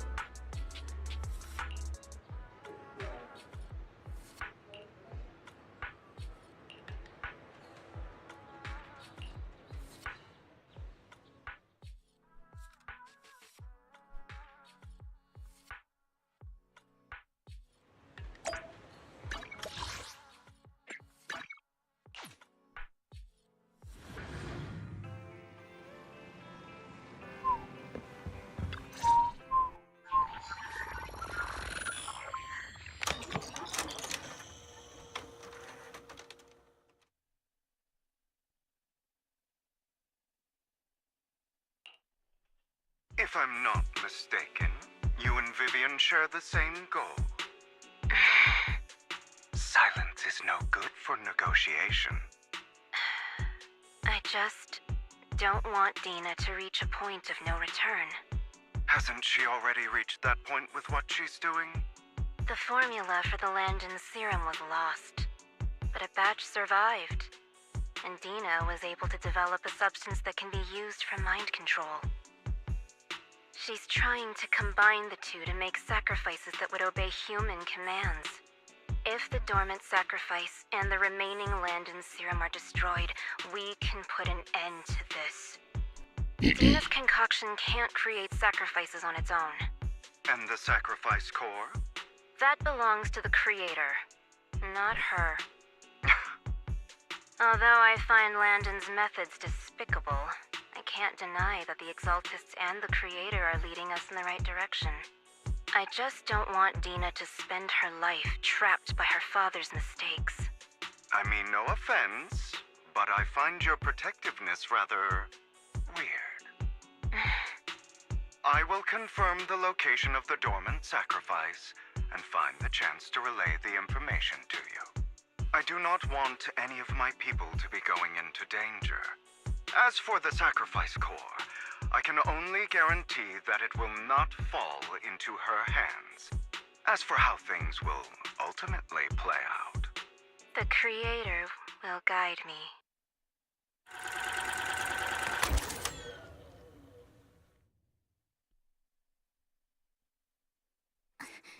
Camille was actually destroying the dormant sacrifice? Now Camille's actions make sense. But why did Hugo never tell us? Hugo... Belle, Lycon said there's something urgent he needs to discuss with us right now. All right, let's patch him in. Master Proxy, I apologize for disturbing you. We have just learned that the Ravenlock family will host a banquet tonight. This banquet is rather special, as they're allowing members of their family to invite business partners to attend. With Hartman at the center of controversy, there are many members of the family who are eager to use this opportunity to replace him. The mayor has been spreading rumors of a young tycoon who inherited a sizable fortune and is looking to partner with a person from an old and influential family. This information has lured a young man named Burton from the Ravenlock family. So, you want me to pose as this tycoon and use Burton to infiltrate the banquet? Correct. And Hartman's study is also located within the venue. I see. Hartman's study might hold valuable information. So, what should I do? You can attend as her +1. +1? Lord Phaethon, please go with me! Master Proxy, it seems Miss Vivian requires your presence, so... Yes, just your presence will help me immensely! All right, then let's go together. I'll send you the time and place for the meeting with Burton. If you encounter any danger, please evacuate immediately or contact me for backup. I hope everything goes well for you tonight.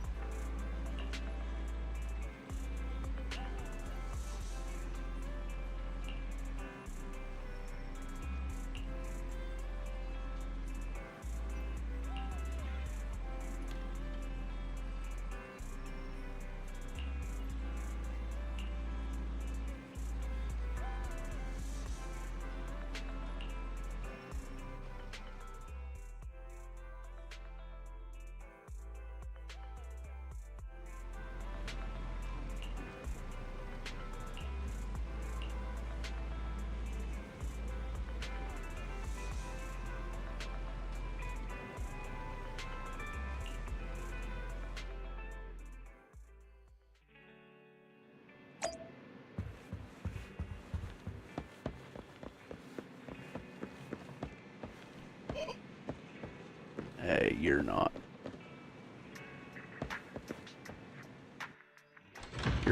Venus. Venus has different hair.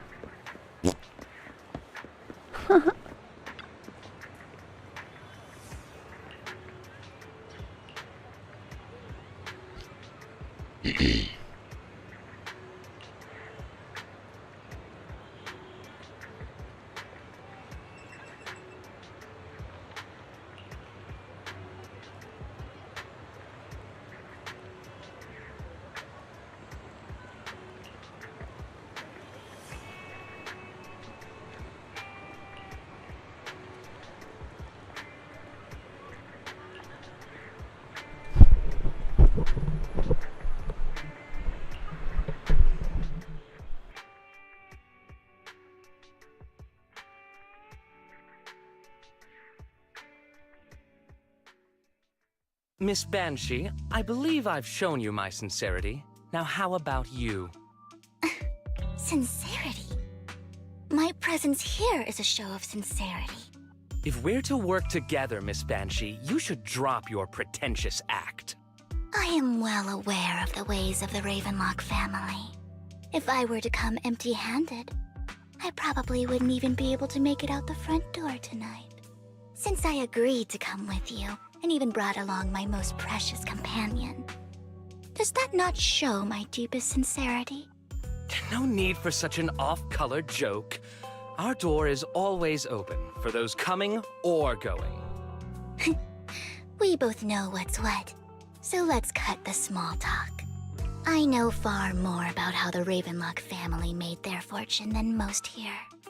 I am also well aware of why Hartman, despite such a massive scandal, still remains in power.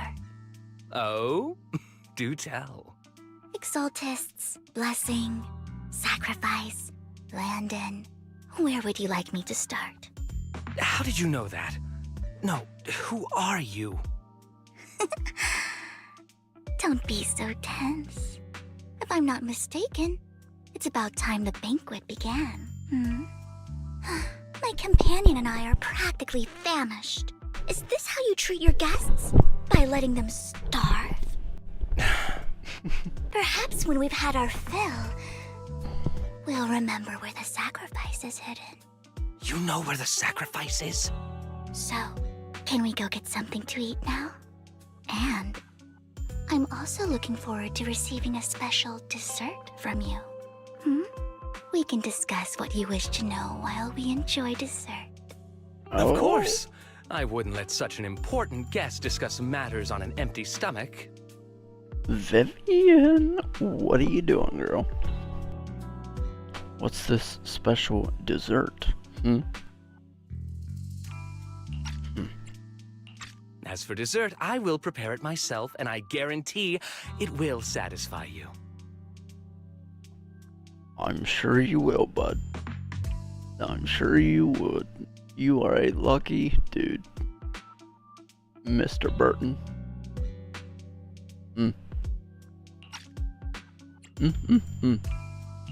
I'll come find you later. I wish you a pleasant evening. You'll come, all right.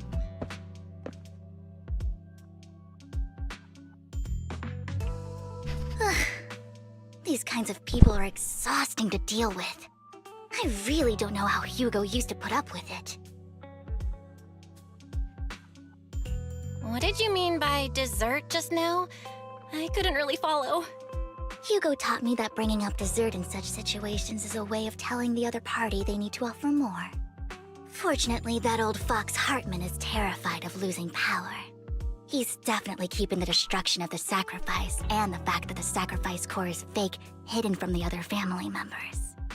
Otherwise, Burton wouldn't have been so willing to raise his offer. Lord Phaethon, let's find Hartman's study when the banquet is at its busiest. All right, I've already taken note of the surrounding terrain. Once more people arrive, we'll enter the garden through the door in the corner of the banquet hall. Wherever you go, I'll follow, Lord Phaethon.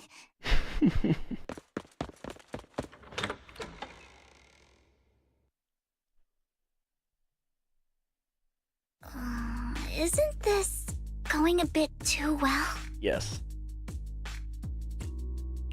The security around the manor is really strict. but inside might be more lax. But just in case, let's tell Lycon. Right. Having some backup would be safer. Let's check Hartman's recent correspondences for clues. I still have concerns about the sacrifice core. Right. Though the core he gave Dina was fake, Hartman might have left a trick up his sleeve and hid the real one. Then let's split up.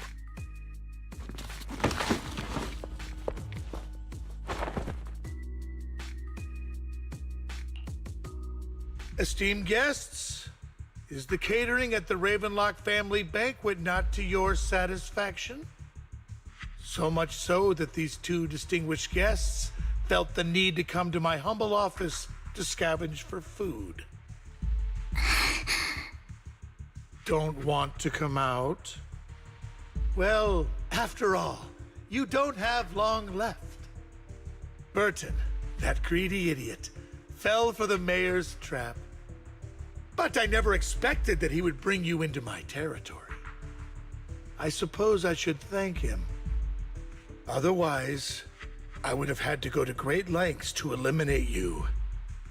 Vivian, Phaethon, give Hugo my regards. Tell him I shall be taking the wealth and power of the Ravenlock family for myself. Mm-hmm. Sure you will.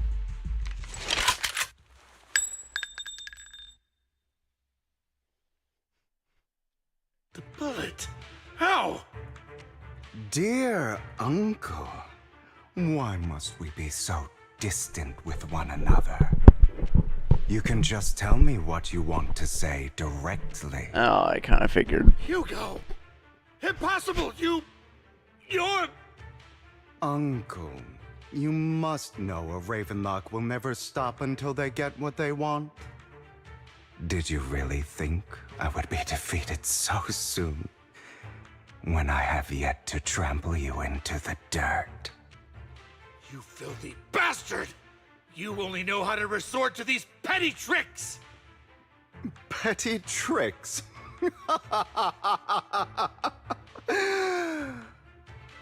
Perhaps you'd like to know what I managed to accomplish using this faked death of mine. My dear uncle.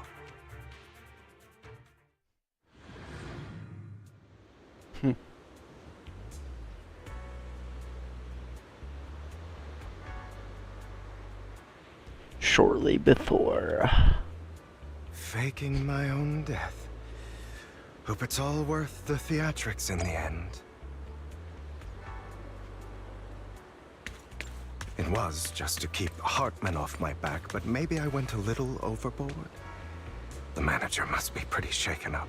I should apologize at some point.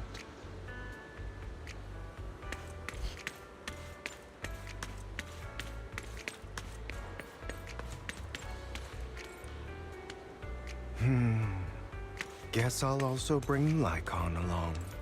He's my partner in crime, after all.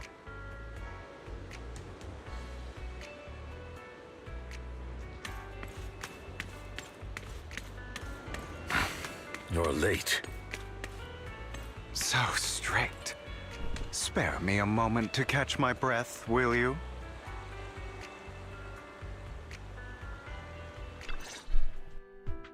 You're taking longer to rest than I expected.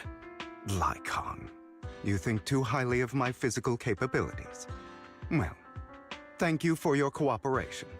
I must say, if nothing else, at least your acting skills have improved. Why do you look so angry? You should be happy.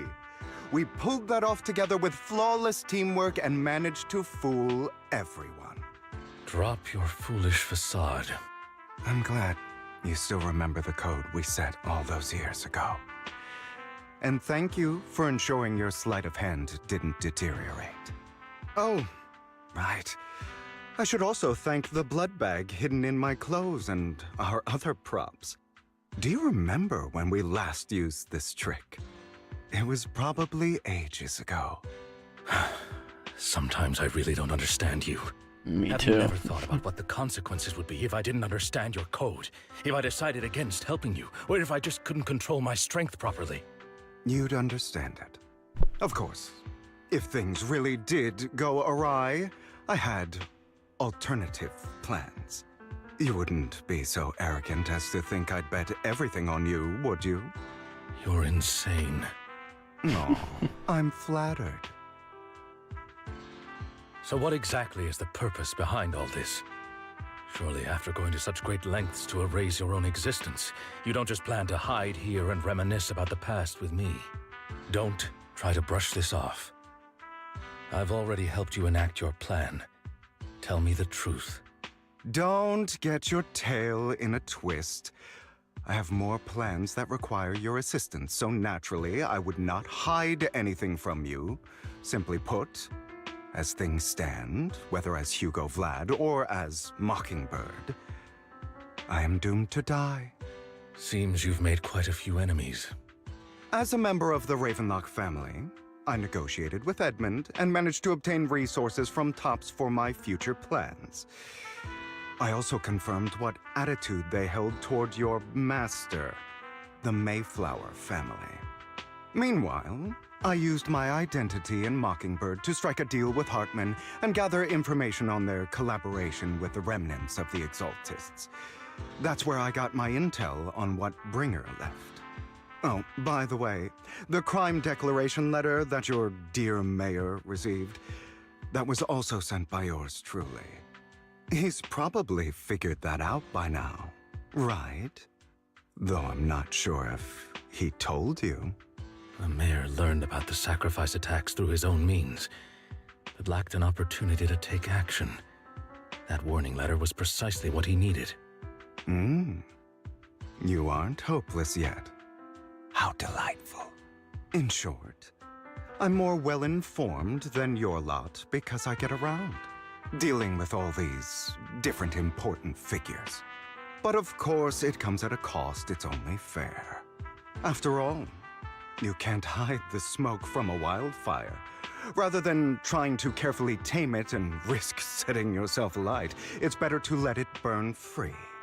When I helped you put on your little act, killing you in front of everyone, you left the sacrifice core to Hartman. That was intentional too, then? Oh, yes. And it worked like a charm, didn't it? Now no one cares for me anymore, and all eyes are on Hartman. A perfect situation for keeping the Ravenlock family in check while dealing a cutting blow to the Exaltists behind them.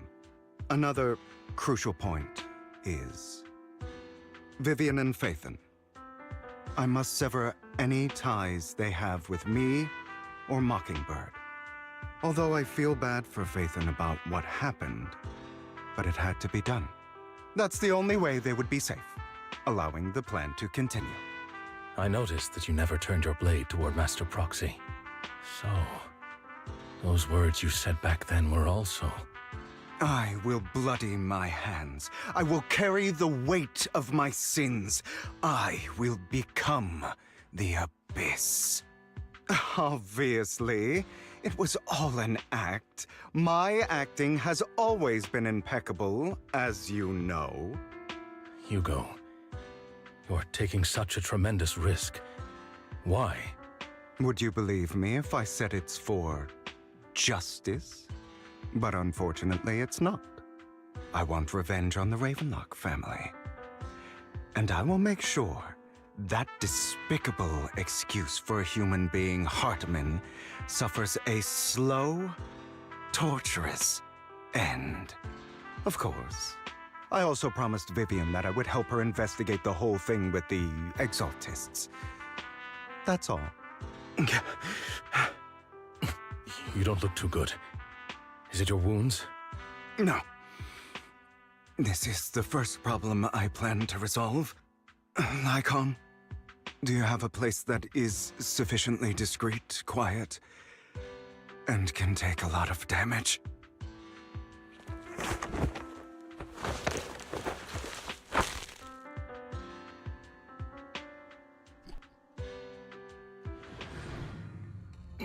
What exactly are you doing? Don't look at me like that. If I didn't have to do this, I wouldn't. Hartman recently obtained a bizarre substance, most likely from those crazy exaltists. After use, it allows control of the victim's mind. To some extent. You were dosed with it. To be more precise, Lycon, I deliberately allowed Hartman to put this drug in my cup to facilitate our previous collaboration.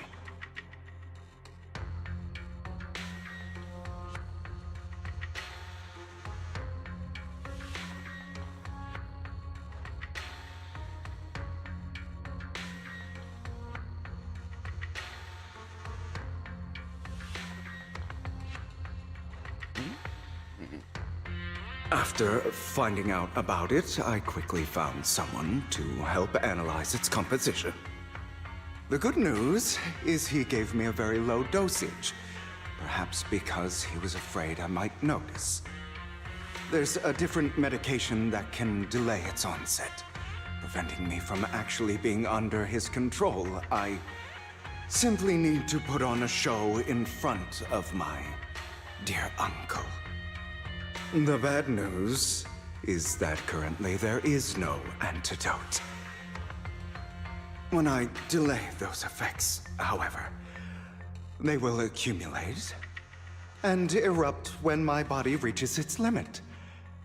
It may even break my mind.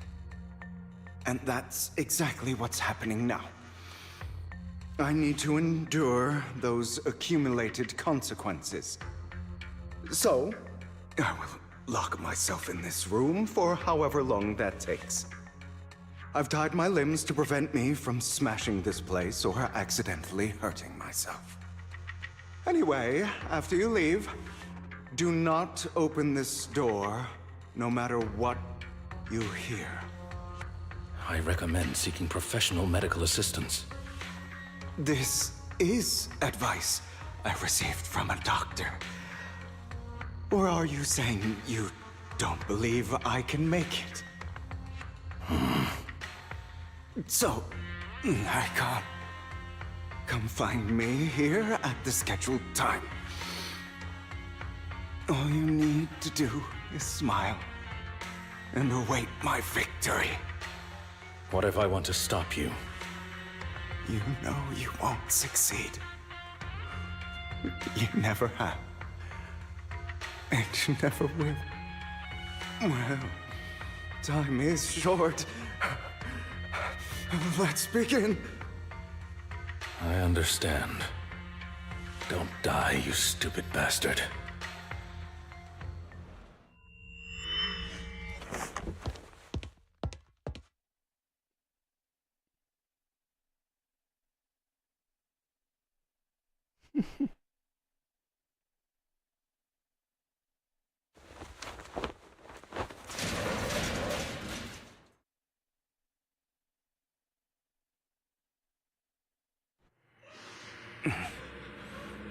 Is this because the side effects haven't worn off yet? Lycon's late. I'm surprised. Or is something wrong with time itself? Looks like someone's over there. Might as well go ask.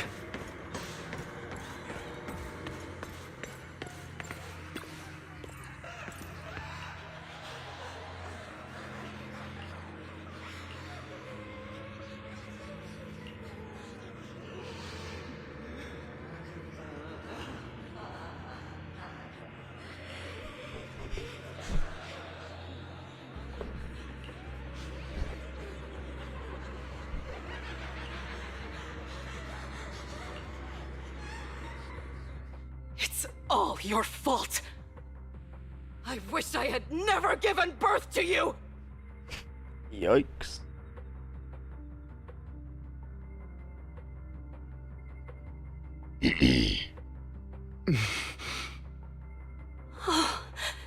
Everything will get better if you just die, right? If you die, he'll come back. We'll have another, more perfect child. One who will inherit the Ravenlock family bloodline. Then I'll be able to escape this pain. So, Hugo, for the sake of Mommy's happiness, just die, okay? Fuck.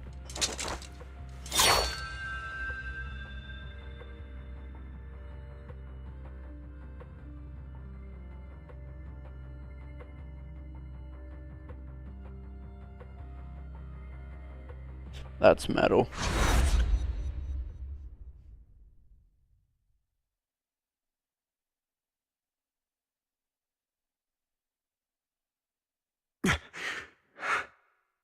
So, I wasn't awake yet after all.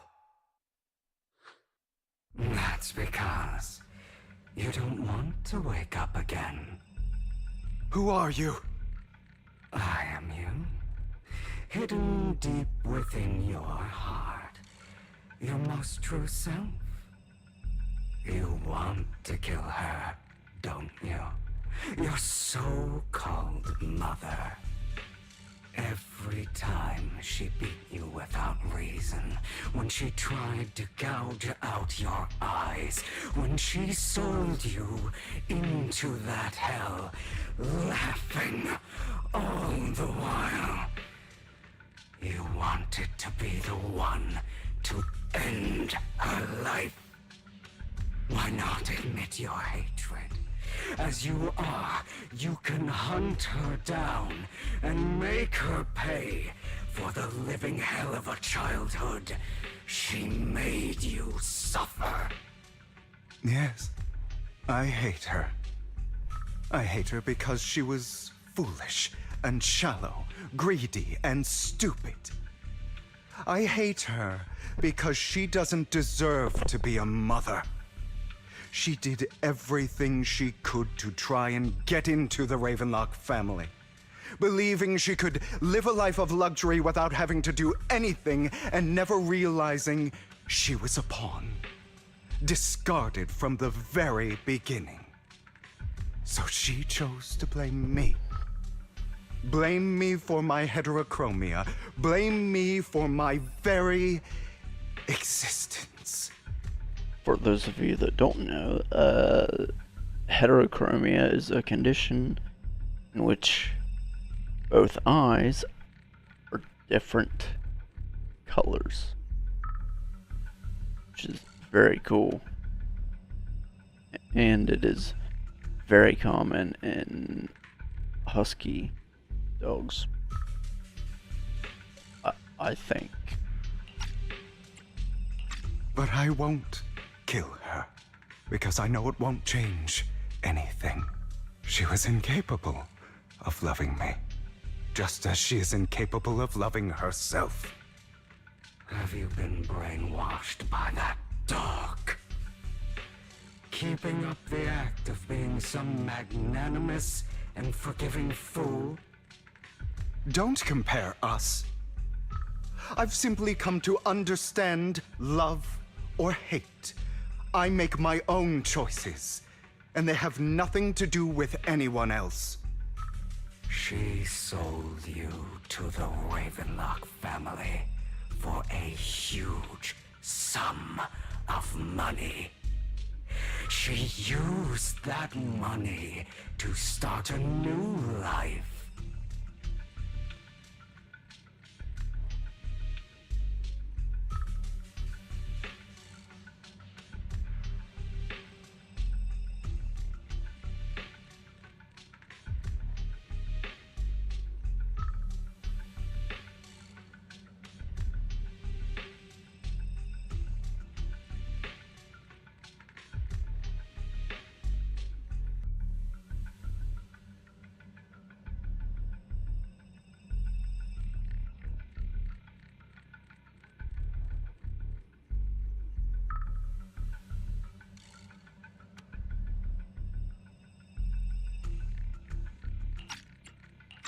Without you, while she was indulging herself, You were going through hell in the Ravenlock Manor. Does it not torment you? Do you not feel the hatred? Do you not want to demand answers? Kill her. Only by killing her can you be truly free. For a long time, I thought the same way. But now, well, I want to make a different choice. Stop lying to yourself. You never had a choice. This weak-minded thinking will only lead you to failure. Like before, you'll be nothing but a worm, trampled into the dirt by those so-called elites. Do you still not get it? This is how the world is, and always has been. Hesitate and you'll be the victim. If you don't grab your knife first, you'll end up being on the other end of the blade. If you want to change anything, you must first become the one who makes the rules. Just like that woman. The only reason she could treat us that way was because we were weak. So listen to me. Find that woman, kill her, and prove to this world your strength! It's what she deserves! Why forgive them? They don't deserve it. I'm not forgiving them. Or rather, I don't care about them. They don't even matter, at least not yet. You know, perhaps the person I hate the most, the one I truly cannot forgive, has never been someone else, but rather my weak, powerless past self who could do nothing but hide inside a closet and cry. I hate myself for having neither the strength nor the courage to resist. I hate myself for begging for so-called familial love, even after being treated so terribly. I hate that despite the pain of my wounds, I still hope to receive the carrot and not the stick. And that me is you, correct? So, I forgive you. I forgive myself. You'll regret this, fool. Your pretty words mean nothing. You will ultimately return here to me.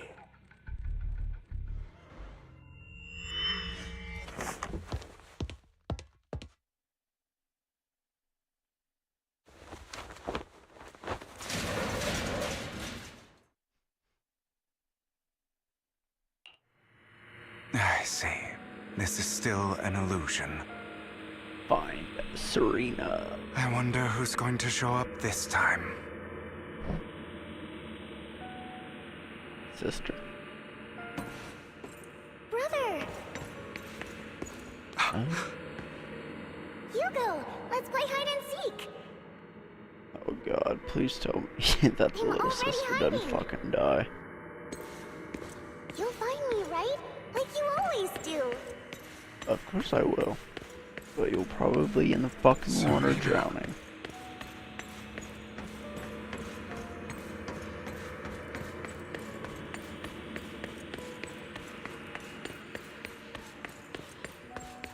What the fuck? Oh, that's... Man, that's just fucked up.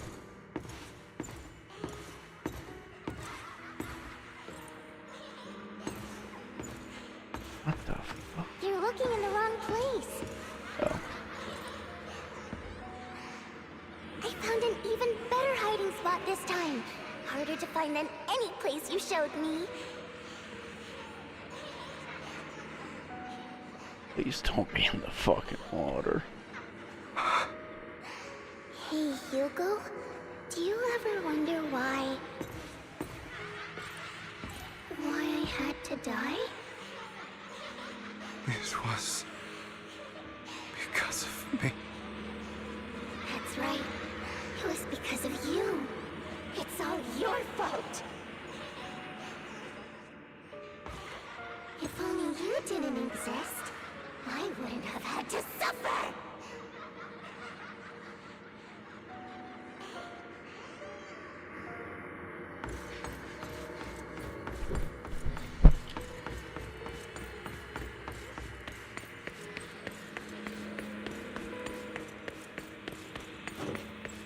Still looking in the wrong spot.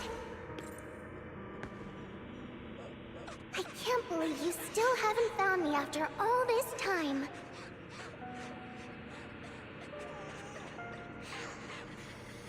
Have you forgotten about me?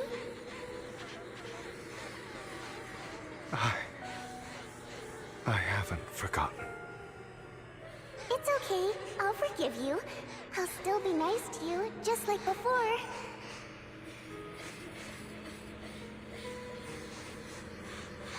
I was the only one who was ever nice to you, wasn't I?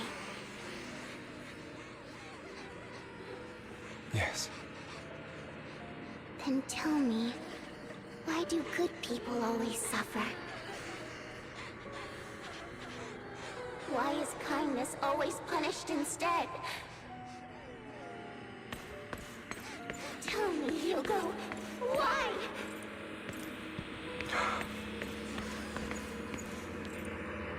Hugo, are you lost? Go back the way you came. I left you a surprise there.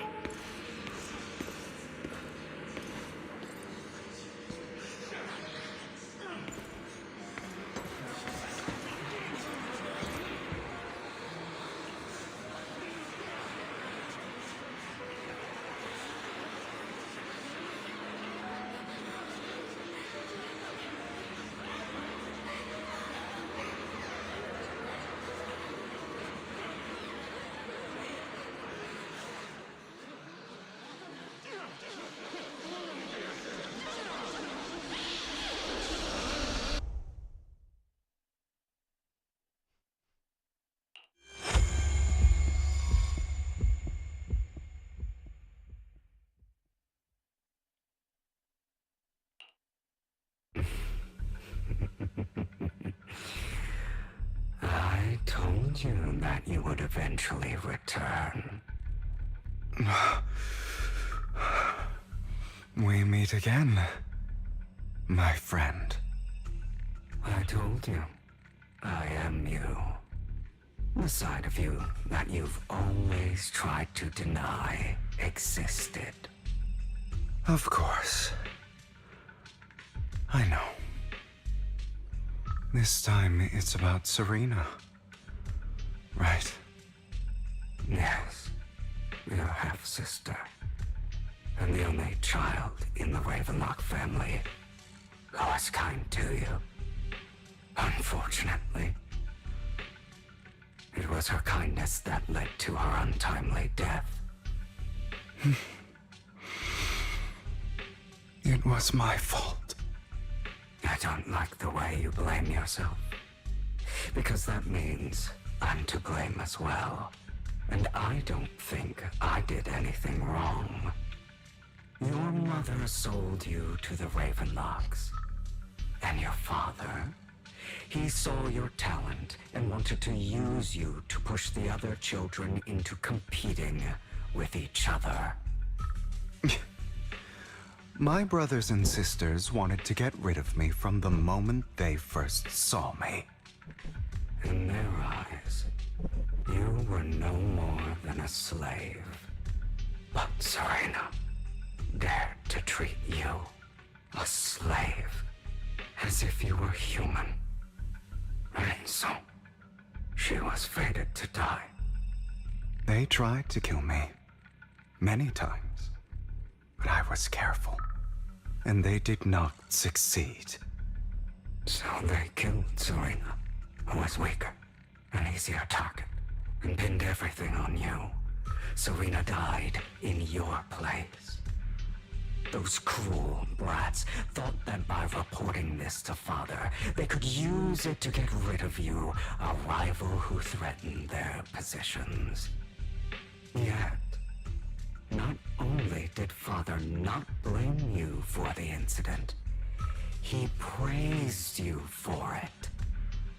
In this world, only the ruthless, cruel, and merciless can stand at the top. And that's exactly what you managed to live up to, no? You found a perfect opportunity thereafter to catch the ringleader of the group who framed you and almost beat him to death.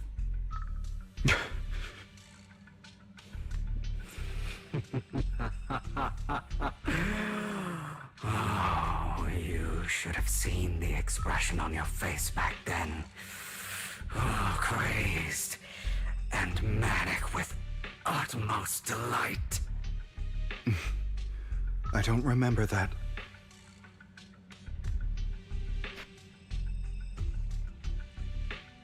Here you go again, trying to deny your desires. Deep down inside, you've always wondered, asking yourself why these evil people never got the punishment they deserved. Why the world is so unfair. Don't you want to rip them to shreds? Just like that day when you beat that boy's face into the dirt until he was barely recognizable. His disgusting blood staining your fists. Recall your exhilaration, your cathartic release of rage, that outpour of hatred. That victory belongs to you. You deserve it. Those brothers and sisters of mine are all dead. I cannot take revenge against the long deceased. They died by Hartman's hand, dying in the power struggle to become the Ravenlock family's heir, rather than by our scythe. Boring. Boring. I find it hilariously ironic. Children who would murder their own kin for scraps of power dead at the hand of their uncle who followed their example. Is that not karma? Power struggles pitting kin against each other, betrayal, suspicion, and hatred between people of the same blood. It's like a curse written into the Ravenlock family's genes. Laughably stupid. Don't forget, my dear, that the same blood flows through your veins.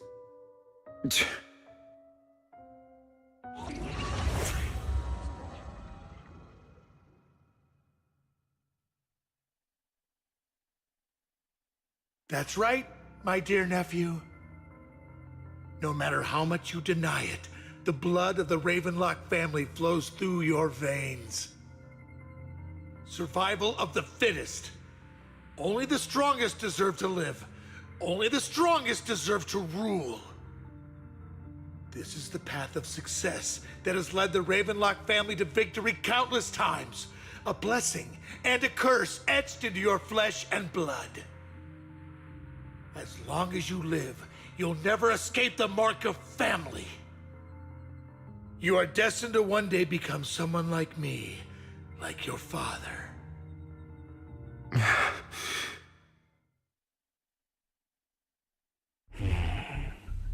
Is that fear I sense? I can see you trembling. Why does the Ravenlock bloodline terrify you so? I won't become like my father. Never. You won't become a failure like him. So relax. Our power eclipses him, and so does our ambition. So, do not deny your own desires. Do not resist your own ambition. This is the talent you were born with. The best gift fate has ever given you. Admit it. Deep within your heart lies a spark, yearning to ignite a raging inferno that will burn everything down. And I am that spark.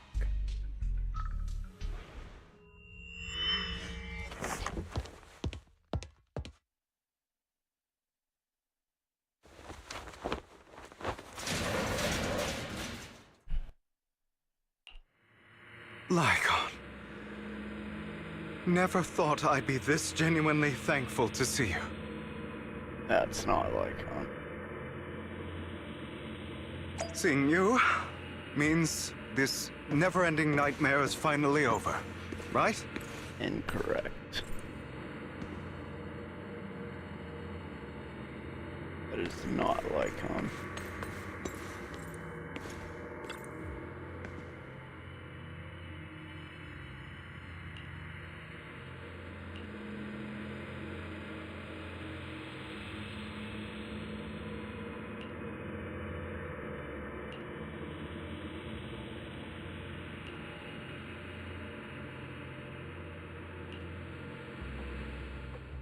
I don't want to hear something like that from you. You have no idea what that man, my father, is really like. A person who stops at nothing for their own interests and ambitions. Just like what you're doing right now. And what do you think I'm doing this for? All of this was part of your plan. You knew where the Ravenlock family was going to be, so you set Mockingbird's target there. To seek revenge, you plotted to assassinate your own father, but he was too vigilant, and you failed. After almost being assassinated, your father was furious and locked everyone in the hall, but was unable to find the assassin. And what a coincidence that a hollow disaster just occurred in the vicinity. So he used it to eliminate all the unfamiliar faces there, turning them into victims of the hollow, an easy feat for the Ravenlock family. So, the one who killed innocents was my father, not me.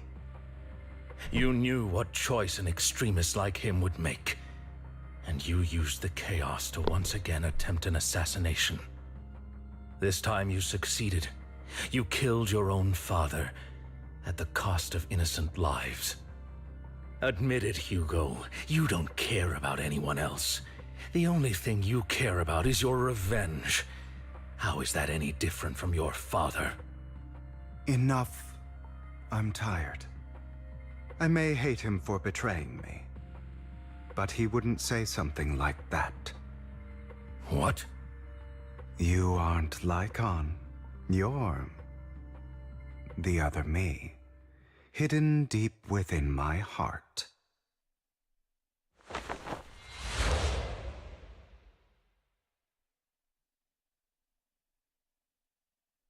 I've been waiting for you, my dear. It seems you've already grown accustomed to this place, even turning the tables on me. Just as you said, you are me, and I am you. There's no such thing as having an advantage over oneself.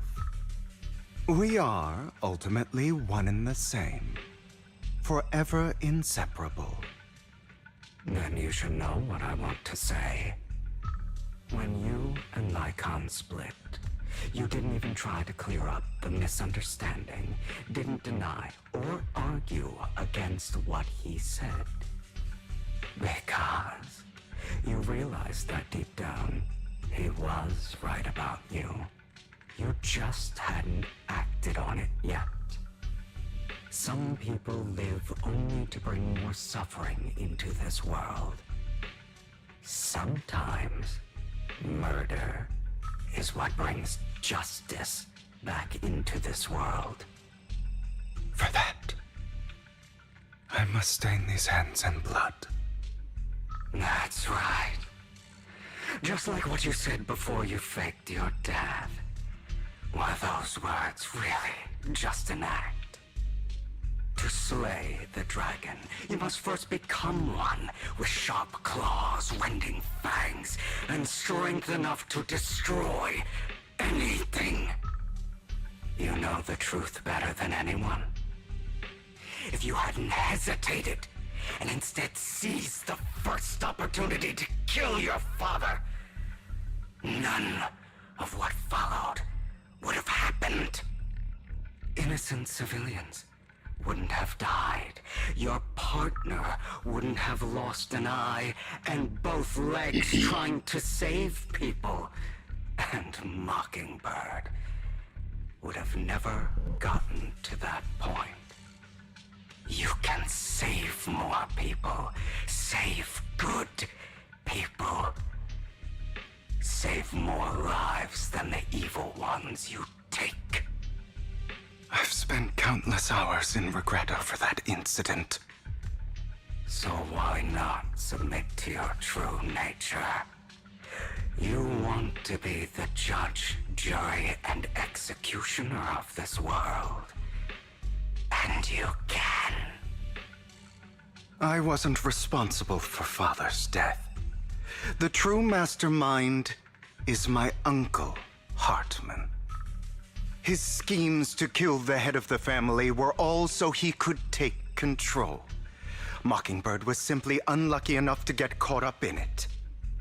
So, for a behemoth like the Ravenlock family, with its roots so deep, a single person's death, regardless of who that person is, wouldn't change anything. Of course, whether it's Topps, the Mayflower family, or even the entire world, it's actually all the same.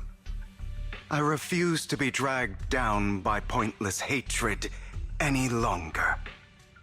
You foolish, stubborn idiot. Do you understand the power of hatred? Have we not come this far precisely because of it? Or are you going to follow Lycon and Jack's twisted logic? Come on. You don't actually trust anyone?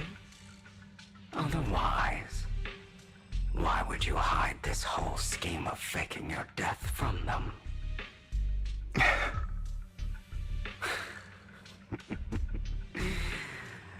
You've built an impenetrable wall around your heart, keeping everyone out. Of course you are right to do so. No one in this world can be trusted. Always. All you'll receive is hatred from your own blood and no love. Suspicion from your companions, and betrayal that comes all too easily. But the most ridiculous thing is that you want them to trust you. You stay silent and long for them to notice your suffering.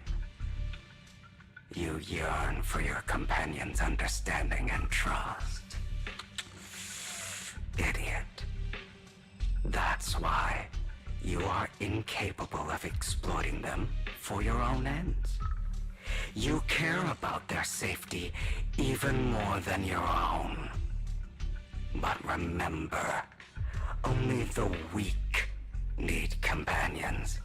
Real. And we are children born from hatred. We are different from them. I will never be like them. And I don't need to be. Come. Let me show you what powers we can wield. But you are me. And I'll never lose to myself.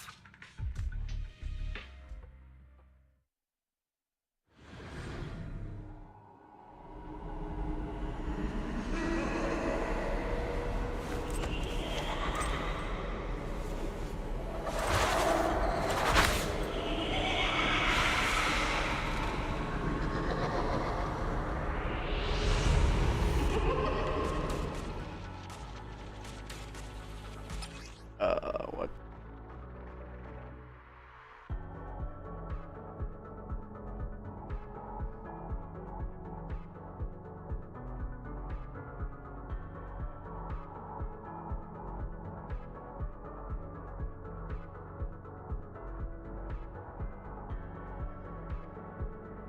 Think about all the injustice you've suffered.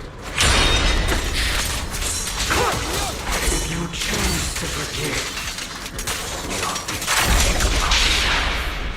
You know that. Letting you consume me would be the real betrayal to myself.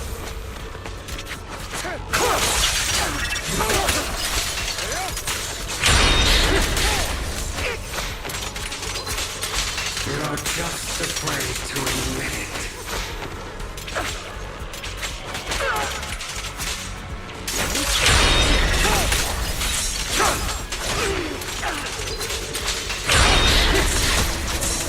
Is that all?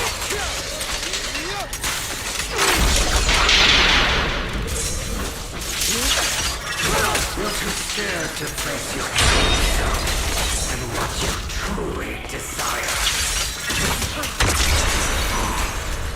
Are you trying to kill me? You think you can just get rid of me? Without me, you are nothing. For what it's worth, thank you. Don't be afraid. You and I are inseparable. You're part of me, just as I am part of you. Fancy words won't change anything. No. It's not just platitudes. I finally understand now. Some pain only fades when it's seen, when it's accepted. So I won't fight you anymore. I won't hate myself anymore. Weakness, hatred, malice, strength, forgiveness, justice.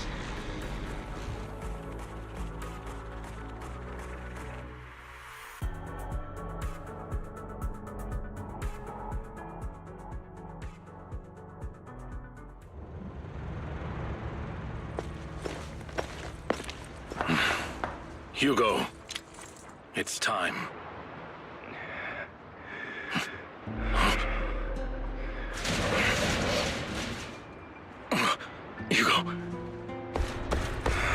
Hugo, you... Did I scare you? I made it through. I won. No praise from me, my dearest partner.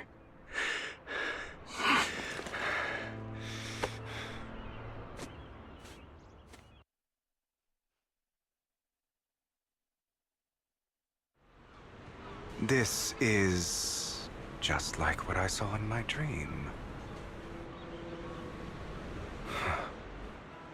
I guess there are still some lingering side effects.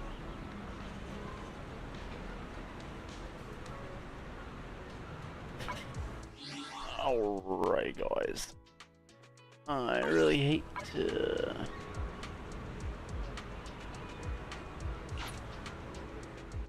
do it, but we gotta cut shit here. And I let our other mommy What's up, Mommy Evelyn? What a babe.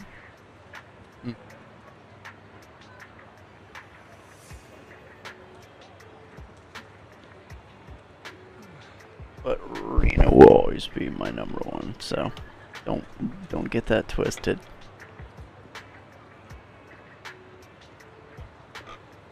Alright, guys.